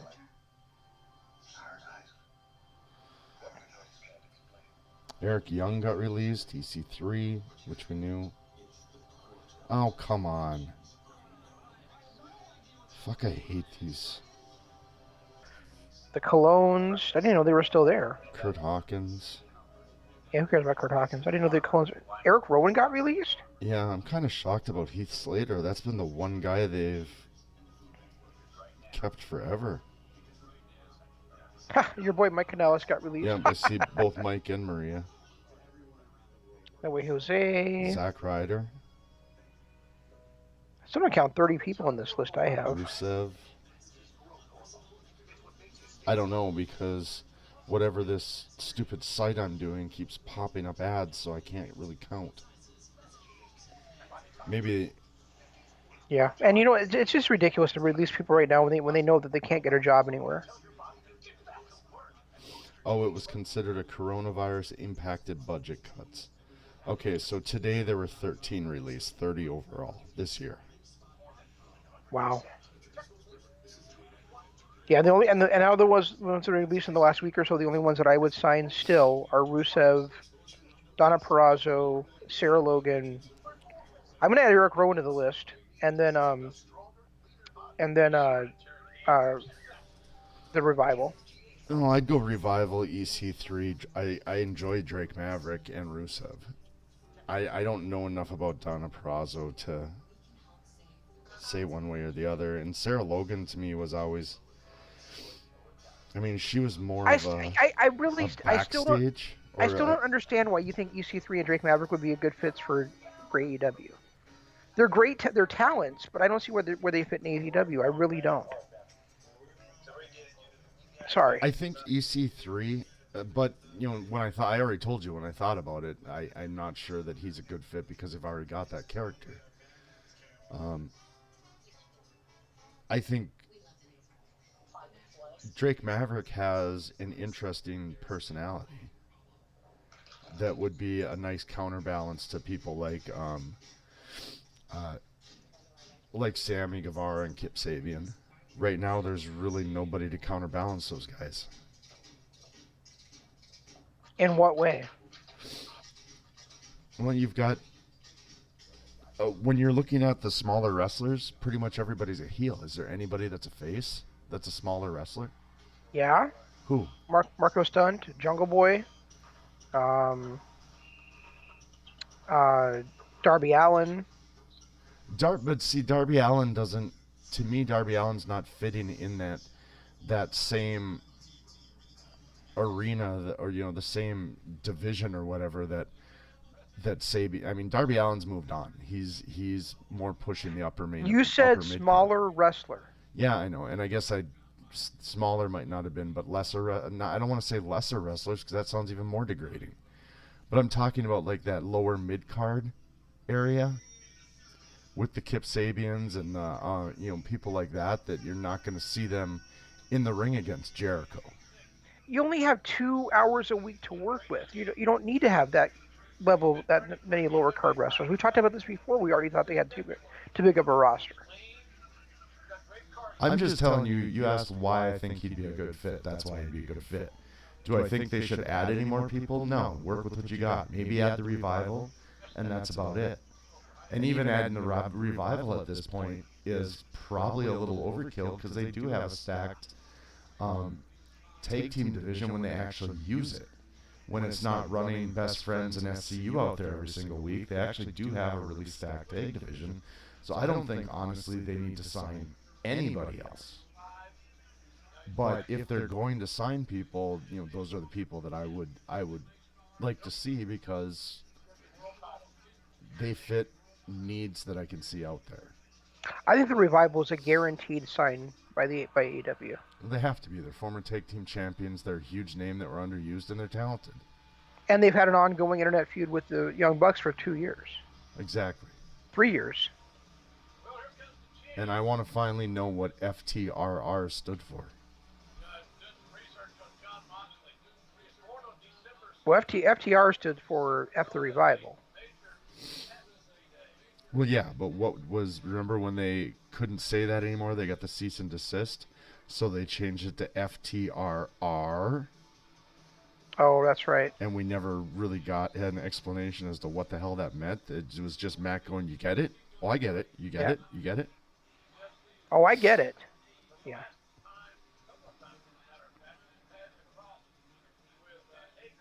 Wait a minute, Sarah Logan, was she Mandy Rose's? Yeah. No, not Mandy Rose. She was She was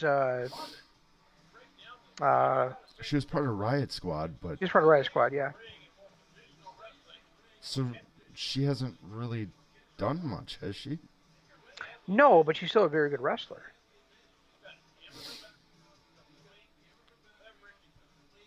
I wasn't saying that she and Donna Perazzo would give them name value. I was saying that I think they help beef up the division as far as the talented wrestlers that they have. Well, and for the same reason that you aren't in on the Maverick and the EC3 is I don't know that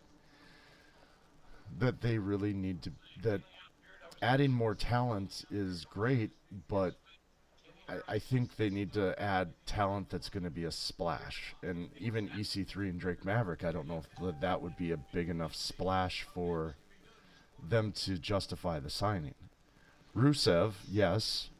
Revival, yes. Outside of those two, is there really anybody else on the recent list that would be? that could automatically walk through the door and become a top contender No. and a draw? I mean, as talented as I think EC3 is, his character that we've already got in AEW, so I think he would add to the product, but at the same time, there's no need for him. Drake Maverick, I think, would be a good counteract to some of the lower mid-card heels like the Kip Sabians, Jimmy Havocs, and so on. But also, he's not necessarily needed on this roster because this roster is pretty full as it is. They need to develop the talent they've got a lot more and only make a move if it's going to be a huge, huge splash. And right now, the Revival and Rusev are the only two really huge, huge splashes. Yeah, I think EC3 should have always stayed in NXT. Or in Impact, TNA. I think he never should have left there. Right, but I mean, once he was in WWE and signed there, they never should have moved him out of NXT. Oh, and you could say that for Shinsuke, and you could say that for Sami Zayn and Robert Roode, and Bobby Roode never should have left there. There's so many wrestlers that never should have left NXT. Hell, the Revival never should have left NXT. It's really weird that they released EC3 but not Bobby Roode. Because I mean, they've already done what they're going to do with Bobby Roode. They've not done anything with EC3 since he's been on the main roster. It's possible that length of contract was their decision. Remember, EC3 came in 2 years after Bobby Roode, but they did release Eric Young, so. But it's possible that maybe Roode's only got 4 or 5 months left on his contract. Yeah. So why take the hit when you're just going to pay him anyway? Yeah, that's true. And if he's going to be walking they just don't re-sign him in 3-4 months, then they've got another release that doesn't get a bunch of press. Plus, he's also older, so this is more than likely his last contract. I mean, he's... How much older is Bobby Roode than EC3? Oh, quite a bit. I thought they were both in their late 30s. No, Bobby Roode is in his 40s, isn't he? I don't know.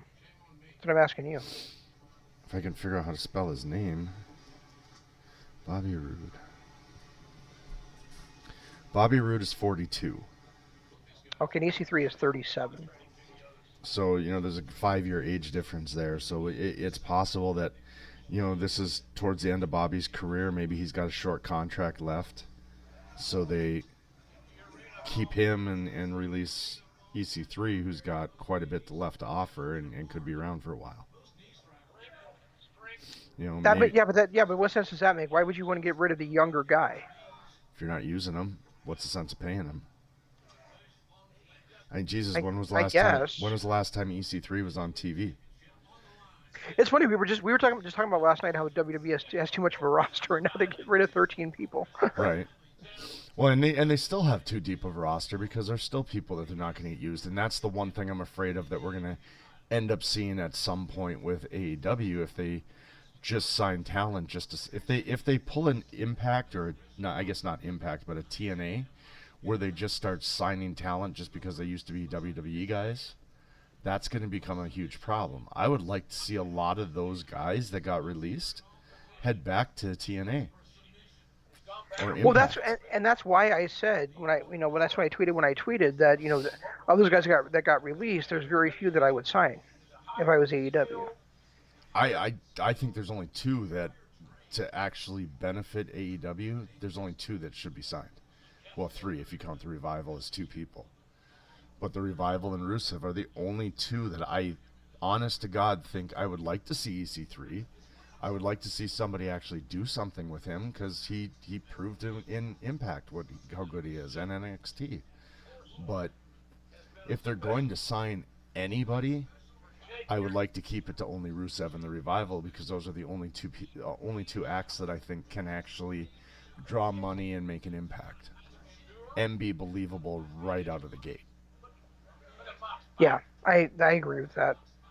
I really think that, and I really do feel like Drake Maverick and EC3 are both a better fit in the NWA. Yeah, NWA or even Impact. even to go back to Impact for EC3 wouldn't be a bad thing. Yeah, I suppose that they're under different management now than when you left, aren't they? Yeah. Yeah. So for him to go back to Impact, I think would bring a little bit of familiarity back to their roster and give that main event a push that's desperately needed, since so many people have left, like Killer Cross and Austin Aries over the last couple of years.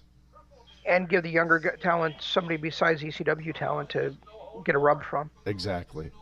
And you could do the same thing with some of these other, like even... And Eric Young would fit right in that role, too. Yeah, because he's also got that familiarity with the company and the name value, and it's easy to bring up his history when you're talking about him. He's a former world champion, with the company, so it's an easy way to get two guys immediately that help out their roster and help out the young guys in the meantime.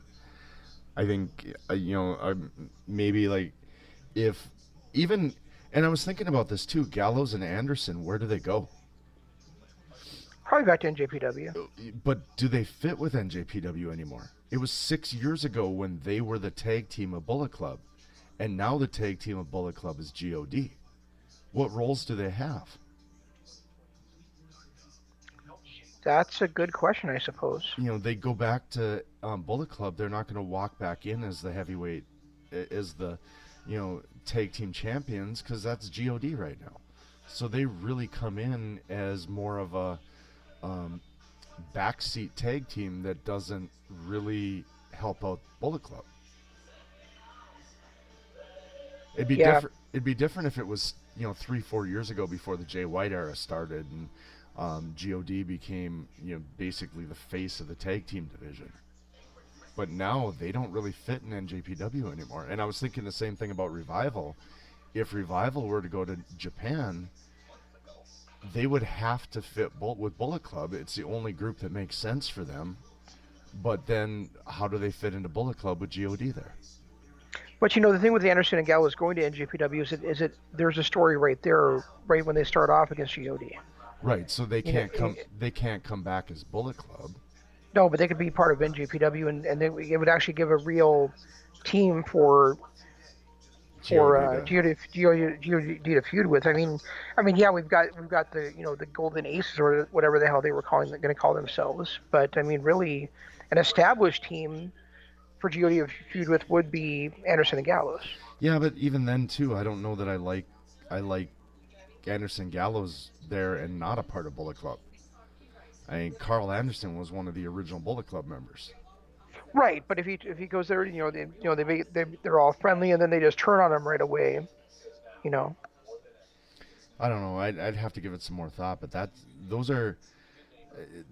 a tag team that I don't know really has a spot, unless Ring of Honor really doesn't have a tag team division anymore outside of Briscoes. So bringing them into Ring of Honor wouldn't be a bad deal. There's some familiarity between them and the Briscoes because of the NJPW fix. Ring of Honor has a killer tag team division right now, dude. Oh yeah, I guess they've got the Bruiser or the Bouncers. They've got 2 men, 1 tag. I guess you're right. They do have a lot more teams than I was thinking. And then what is Lethal and Octopus calling themselves? I don't know, franchisers or something. Yeah, something like that.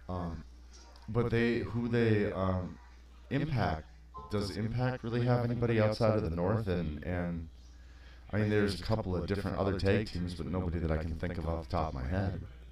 Well, there's the North, there's the Rascals, there's the Daisy Hit Squad. Jim Ross, why do we need security railings if nobody's here? Did you hear that? No, I can't hear the commentary because I got my headset on. That's hysterical. And then there's the Deaners. Oh yeah, okay. And then there's that wonderful team of Falaba and JTG, or not JTG, TJP. TJP, that's it. Whatever happened to KM? Crime Time? No, the KM guy or whatever, Falaba's tag team partner. I have no idea. He just kind of went away. He did. Why are the railings up when nobody's here? Great line, Jim. I'll give you that one. And then the other team that ROH has is Dalton Castle and Joel Hendry. Oh, yeah, Joe Hendry. I believe in Joe Hendry.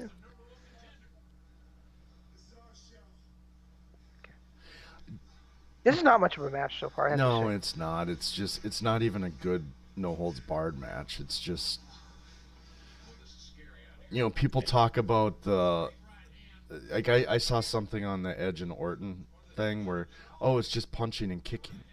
Yeah, but the punching and kicking included chair shots and weight benches and all kinds of other stuff. It wasn't just punching and kicking down an aisle like this has been. Yeah. And Tony Khan guaranteed this is going to be the greatest empty arena match of all time, and I just don't think it's living up to that. Are there any other empty arena matches we can talk about? There's The Rock against Mick Foley from that halftime show. Halftime Heat, wasn't it called? Oh, I have no clue. I don't even remember that. When The Rock pinned Mick Foley, or was it Mick Foley pinned The Rock? I can't remember, but by putting a forklift on top, by lowering the power from a forklift on top of the other guy. I don't even remember that. I don't even remember that happening. Oh, okay. Halftime. I vaguely remember halftime heat is their way to get people to watch during whatever performance was on, but I don't remember that match at all. Yeah, and it was The Rock against Mick Foley for the World Championship. Okay. It was when they traded it back and forth like 3 times in... Oh, in the 99, 98 or whatever it was? Yeah, exactly. 98, I think it was. I mean, right now, I guess everything is considered empty arena matches, but I'm not going to count. This is not on the level that Orton and... I mean, not only that, but there's not as much bad blood between these two as there was between Orton and Edge. No, not years of it, for sure. And there's something about Jake Hager and his lisp that has always bugged me. And I don't want to mock a guy for, a speech impediment, but for some reason it's just always bugged me. What the hell is Venium? You gotta look that up. What is Venium? What? Jake Hager's tights. He's got something called Venium on there. What is that? Probably a sponsor. I know. I want you to look up what the sponsor was. How do you spell it? Can you tell? Right there, what it says on his tights. Dude, I can't see that far. Venium. Venium. It doesn't bring anything up. Huh. Boost for your tube. Or maybe it's Venom. Maybe it's Venum for Venom. Venium homepage. It's some Facebook social media agency. Weird.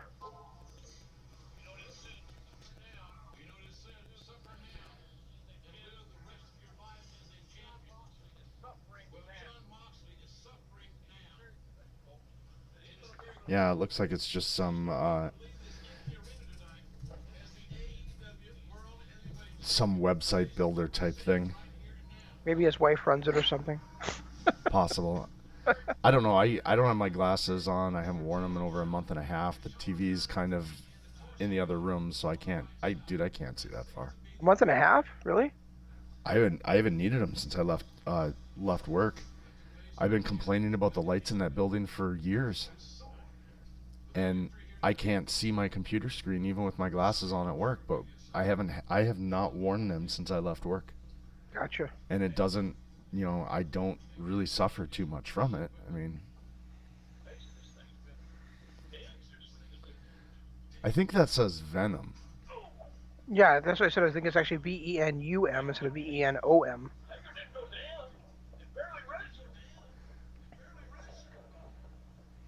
Yeah, this is... But that's like an energy drink or something. I'm not sure that we picked a great show for us to do this. No. Oh, Savannah, get down. It might be something maybe we'll have to revisit again once they have live audiences. Oh, Venom is like Suplex. It's a it's sporting clothing, sporting and MMA clothing. It's just like you see like Jeff Cobb wears those suplex Yep, the things. SPLX ones. Yeah. Venom Okay. fight gear. Okay. Get So down. at least now we know what it is. Yeah. And I'm watching Jake Hager versus John Moxley. That was the most interesting thing I saw was he's wearing tights to say Venom on them. Yeah, this might be. It's not a bad idea, but it might be something we might have to revisit when they get back to live television, or maybe during a pay-per-view or something. Oh, I mean, I've enjoyed talking to you for 2 hours about this stuff. Right. It's just I mean, I don't think it's a bad idea to do it all. I just think that this is like a really, I mean, there's been this show has been like all squash matches and then character killing and then this boring Which has been different than the other weeks. I mean, the last couple of weeks has been filled with squash matches, but we had some actually really good matches sprinkled in there. We had some good character developments. Even that tag match that had that awful spot with them betting on the length of the suplex. the suplexes. At least we got great character development out of Darby. Yeah. So with the exception of this week, this was really a poor episode. And even Jericho's commentary couldn't save it this week. No. Oh, okay. I'm gonna go take a piss break. Didn't I say that we were gonna end up with another Snowpiercer commercial? At least one. And when you cannot have the best ever. And you can go piss. I'll just keep talking. But you cannot have the best ever empty arena match when you go to commercial multiple times during it. That's just something that cannot happen. So right there, unfortunately, Tony Khan, I think you kind of lost the bid on that one. This is not going to go down as one of the greatest ever empty arena matches of all time, unfortunately. So yeah, there's that. But yeah, it's not a bad idea. I'm kind of enjoying the kind of instant reactions. We're not really doing a color commentary, so if people are the people that are listening, you guys aren't going to get great reviews and great play-by-play and things like that. You're getting our just instantaneous reaction as it happens. And this week just happened to be outside of Archer versus Cabana, which was not a technical masterpiece by any stretch of the imagination. It wasn't even, but it was such a great character match by Lance Archer, and a great job of Cole Cabana selling for Lance Archer to put Archer over even more than he was before. So, in that aspect, that match was definitely a win-win. Outside of that, the Britt Baker squash match, okay, you're back. I was just saying, this might have been a bad week to pick it because, we didn't get the greatness. How can you have the greatest empty arena match of all time when you go to commercial break, multiple commercial breaks? And then the only thing that I can take away from this entire show as a positive was really that opening match with Archer and Cole Cabana. I think we had such great character development from Archer, and Cabana sold like a madman, and because of that might be the only great match that we had in this entire show. Yeah, that was great, and then my onion rings from NW were great too. But other side, I mean, we got really, you're right, we really got 3 wrestlers who have lost their character, with Sabian, Sammy Guevara, and Sean Spears. The things that were making Sean Spears interesting are gone. Now he's laughing at Billy Gunn, and he's, and Sammy Guevara turning more into a comedy wrestler than his athletic greatness that he's been. Just, and then the whole Chuck Taylor was kind of out of character too, with him posing to the crowd and all that stuff, acting more like a heel than the babyface he was supposed to be against the heel Kip Sabian. Right. And that awful match with Pineapple Pete. Yeah, there just hasn't been a lot this show to really sink my teeth into. Which is odd, because that's one thing I've been giving AEW credit for the last few weeks, is that even with a limited roster, even with empty arenas, they've been able to, you throw in a couple squash matches, but the squash matches kind of made sense. You made another future woman star out of whoever faced Shida, that Anna Jay, in what was essentially a squash match, a debut match. And, you had some great matches from Omega and stuff sprinkled in there. But this week was really a miss on all fronts except for the Lance Archer stuff. Yeah, I completely agree. And I mean, this match still has time to turn it around, I suppose. But at the same time, we have another commercial break. We're 15 minutes into it. Yeah, and we have another commercial break. Yeah. At least one. Right. And that was good. That was good. I liked that. Regardless of what they do, any momentum that they build is going to be killed by the next commercial break. Yeah. So I'm sorry, Tony, but this cannot be the best empty arena match of all time when you have multiple commercial breaks. Right. But that being said, we do have time for one more Snowpiercer commercial. And I don't feel like Jim Ross is a very good. I mean, I can like I said, I got my headphones on. They're kind of damping out the sound. I can barely hear what he's saying anyway. But he's not. I don't feel like Jim Ross has ever been good. Like I said, he's never been good as a sole announcer. Yeah, he's not good solo. He needs to have that great color guy to play off of. Right. That's why him and Lawler made such a great team together, because Lawler was the perfect color guy for a guy of Jim's straight man shtick. Right. I mean, I'm happy that they're doing something with Ross. I mean, he's been sitting at home for like the last 3 weeks, not able to do his job and things like that. And I both said as much as we he annoyed us at times. We kind of missed him on commentary, but now tonight, because he was, and I really did feel like he was getting better as the show progressed. Yeah, he was starting to get his groove back, and they were finding a good rhythm between him and Tony and Excalibur, where Excalibur was more the lead guy, and Jim was the kind of the color guy, and then Tony was that expert like Mike Tenay type guy. So they were actually making a 3-man booth work pretty well. Yeah, well, I preferred that. There was a couple of weeks where it was Ross and Excalibur and Taz, and then Tony was kind of the Gene Okerlund out there. Yeah, and that wasn't a bad spot for him either. And it got, they were not great interviews with Britt Baker, but now that she's kind of developed into her own and is really embracing that character, she's gotten better. I'll give that, that promo, I'll give credit. And as much as I don't want to see Inner Circle become a comedy act, the Inner Bunch was actually not too bad. Or the Bubbly Bunch, or whatever they were.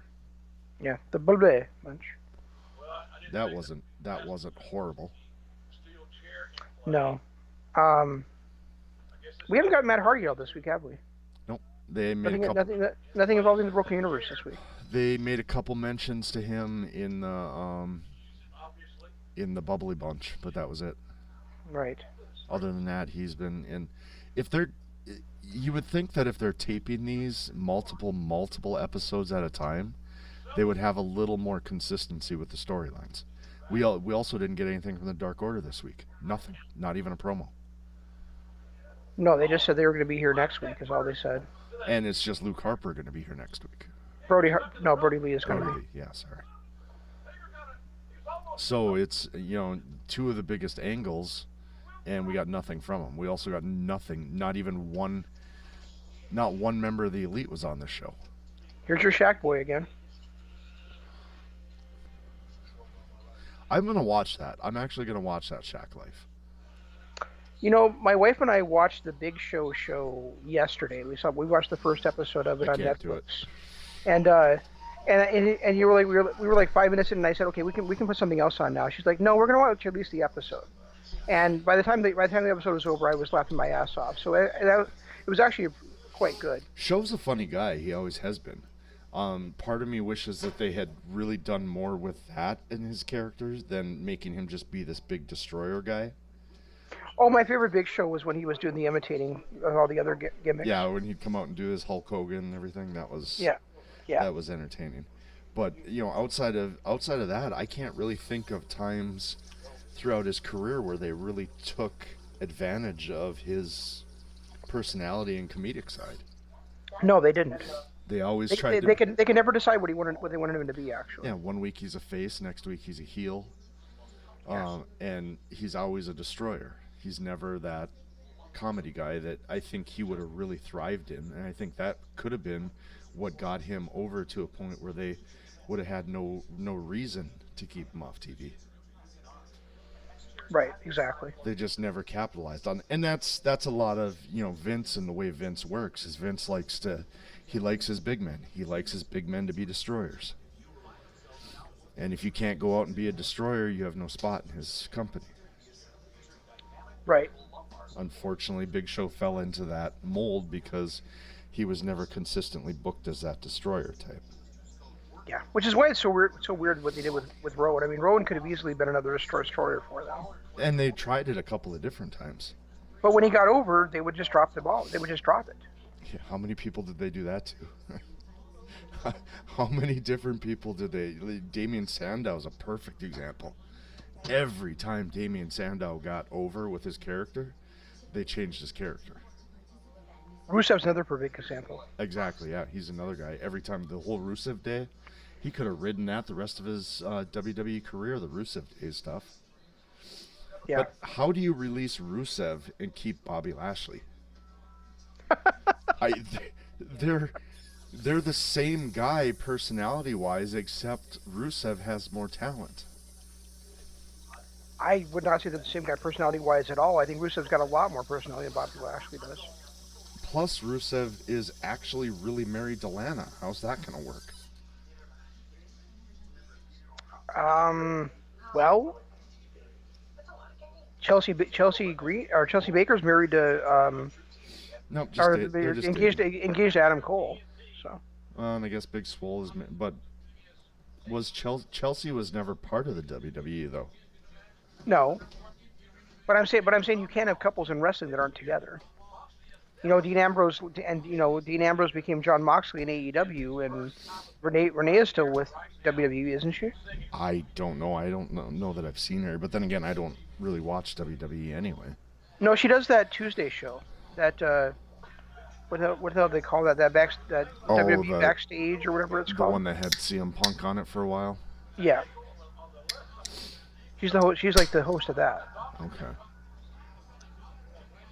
Because people couldn't take a woman being a color commentator on Raw, so they had to find another spot for her. But we can still suffer through Beth Phoenix on NXT.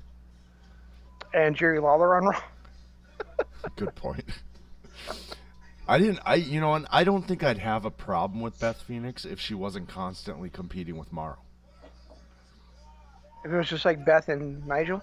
Yeah, I don't think I would have a problem with that. But the fact that she's constantly screaming to get over Nigel just so she can get some airtime, I think really takes away.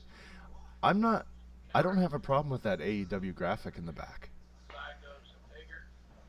On the big screen with it occasionally spelling out AEW and then going back to the logo. Okay, yeah. Yeah, I don't have a problem with that at all.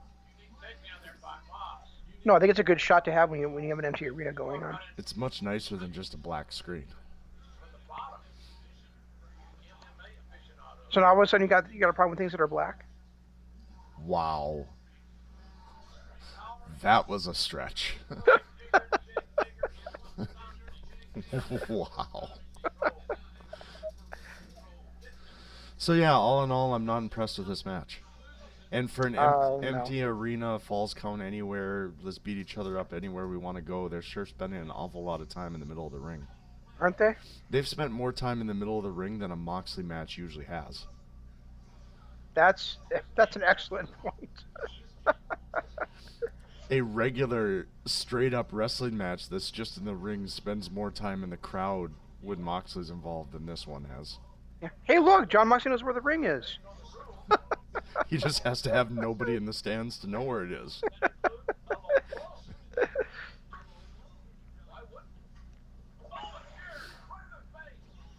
Yeah, this fight has gone on a little bit too long considering the fact that there was really no story other than Jake being an undefeated wrestler. And I watched Jake kick out of the DDT to the chair. Oh, he did get the 3 count on him. Wow.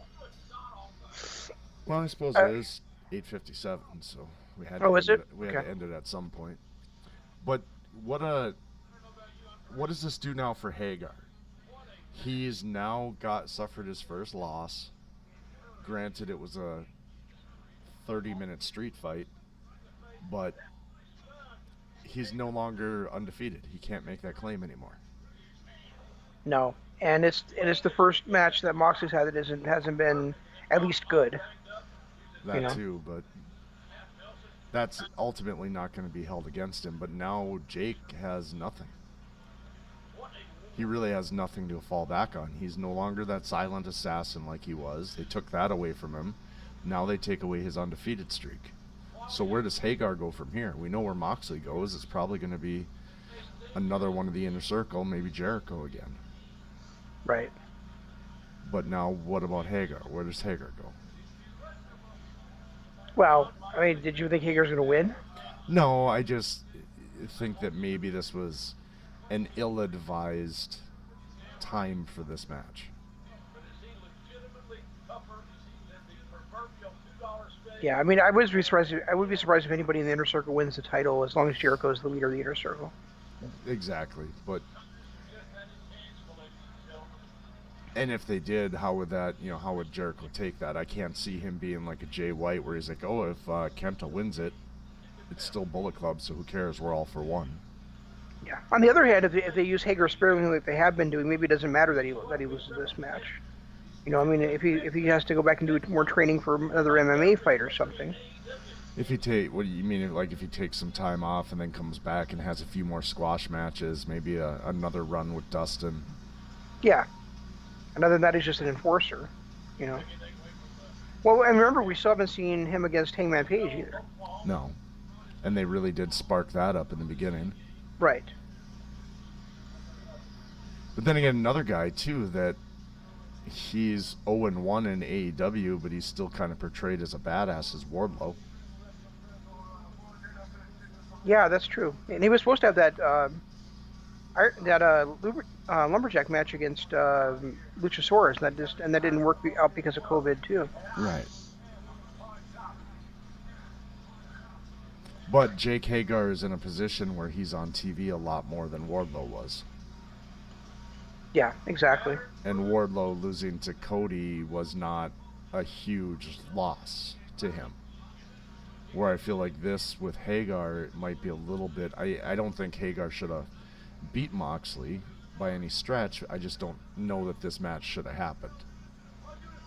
No, I don't even think that I think a lot of it is that John Moxley draws so much energy from the crowd, and so him in an empty arena match maybe does not work well. Well, but you can't tout it as being his style of match and then keep the whole thing in the ring. This should have been a fight all over the arena, up out into the empty Coliseum, into the wherever the concession stands were, seeing that it's all empty and just fighting all over the place, not just a match that took place within 15 feet of the actual ring and then ended in the ring. Yeah, that's absolutely true. It's not Moxley's style, and to see it become his style because of in this situation is not good. Oh, here's the Shaq show. I'm not watching the Shaq show. I'm gonna record it and watch it later. Okay. But as far as the show that we just did, like you said, it was probably not necessarily the best episode to do this kind of thing on, but I didn't have a problem with it. I think had it been better wrestling, we would have had a little bit better of a feel for. No, and and the squash matches gave us time to talk about other things that are happening in pro wrestling and who we would add to AEW from the WWE releases today. So it was well timed. Yeah. So. Well, yeah, the releases came out at a perfect time, but I have to say that if they are going to add anybody, I don't want to see it more than the Revival and Rusev. Yeah, and I'm perfectly fine with that. I mean, I wouldn't mind them adding those women I mentioned, but like you said, they barely use the women anyway. So. Right. You know, And they've got some really talented women on the roster, so adding more women to it maybe is not the right move until they start to develop more of their own, more stars with the company. I still don't understand why they took probably the most talented and well-known women's wrestler on their roster and made her a manager. And say what you will about Allie, she came in with the most buzz. She came in with the highest profile and the best, you know, library of work, and she's been really shoved to the back and made a manager, which makes no sense to me. yeah, I mean, but you can say the same thing for Joey Janela too. I mean, they didn't make him a manager, but I mean, he was one of their big first signings.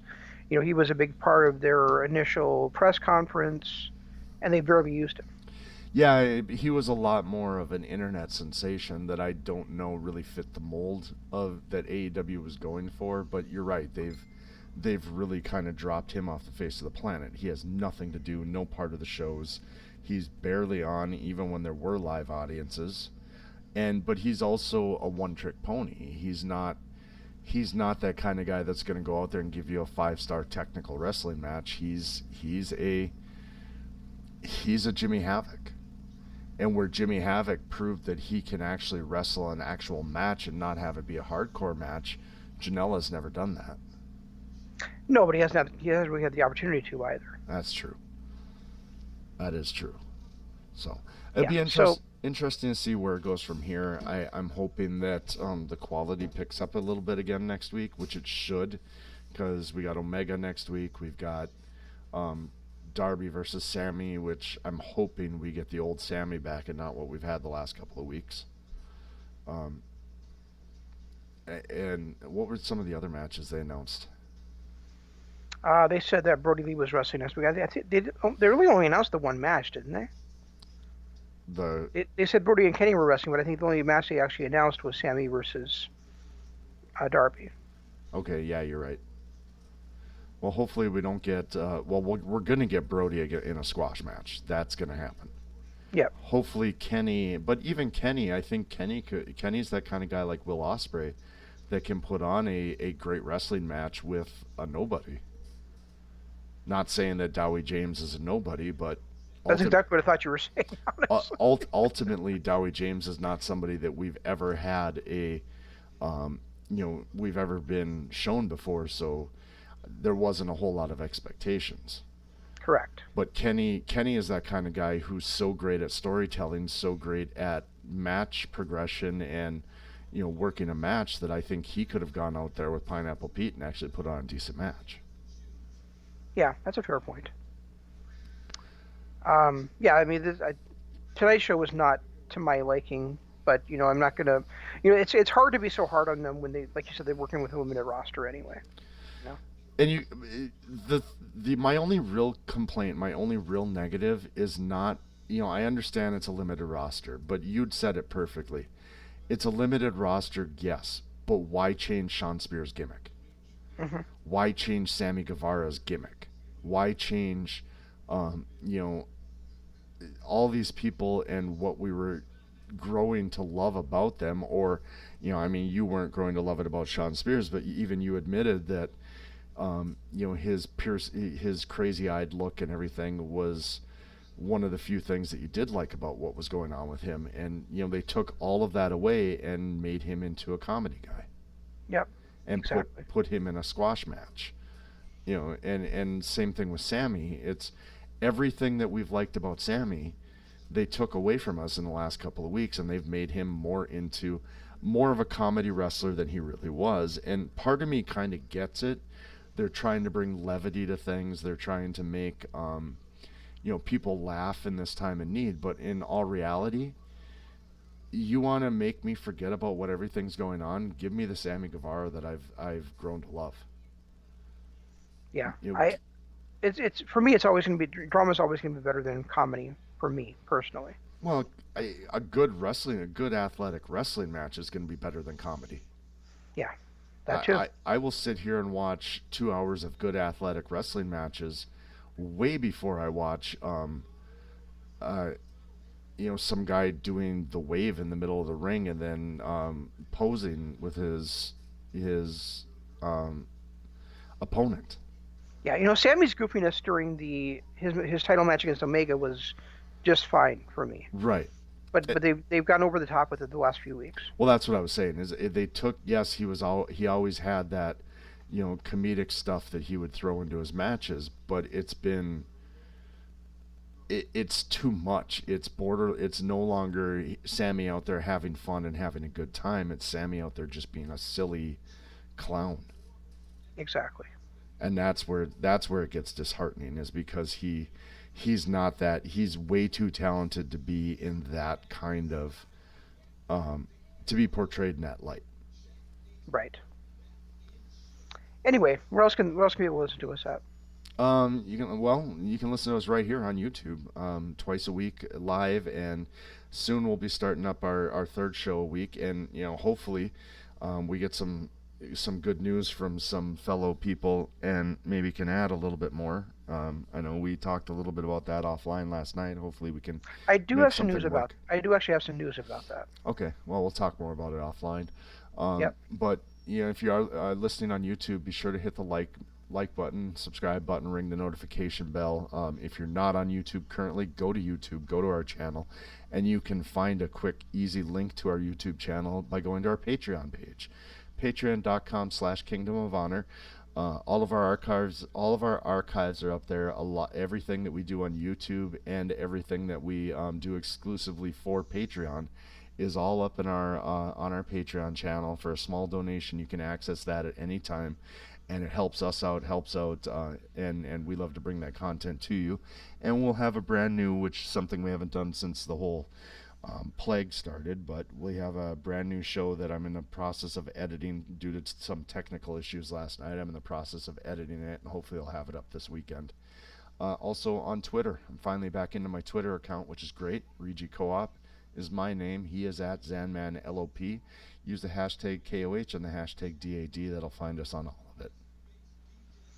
Absolutely. And next week on Kingdom of Honor, we'll be talking about Indie Mania Day 2. I continue to remind you guys, if you do watch that, or even if you don't, try to support your indie wrestlers the best you can.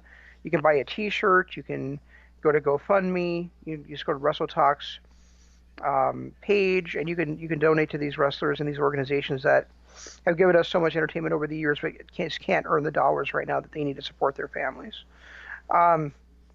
Tomorrow night is MSLOP Radio Adventure, and on Friday is the return of WWF The Legacy Series, talking about WrestleMania 3. Ooh. Which I believe is Jeff's when Jeff first got into WWF, right? Yeah, that was actually the first. And me too as well. So that was the first WWF show I ever watched. I was an AWA and an NWA fan before that, and that was the first WWF show I watched, and I was sold on it from that point. Exactly. So that's all we've got. We'll try to do better next time. This is Shane saying long days, pleasant nights, and Jeff saying goodbye.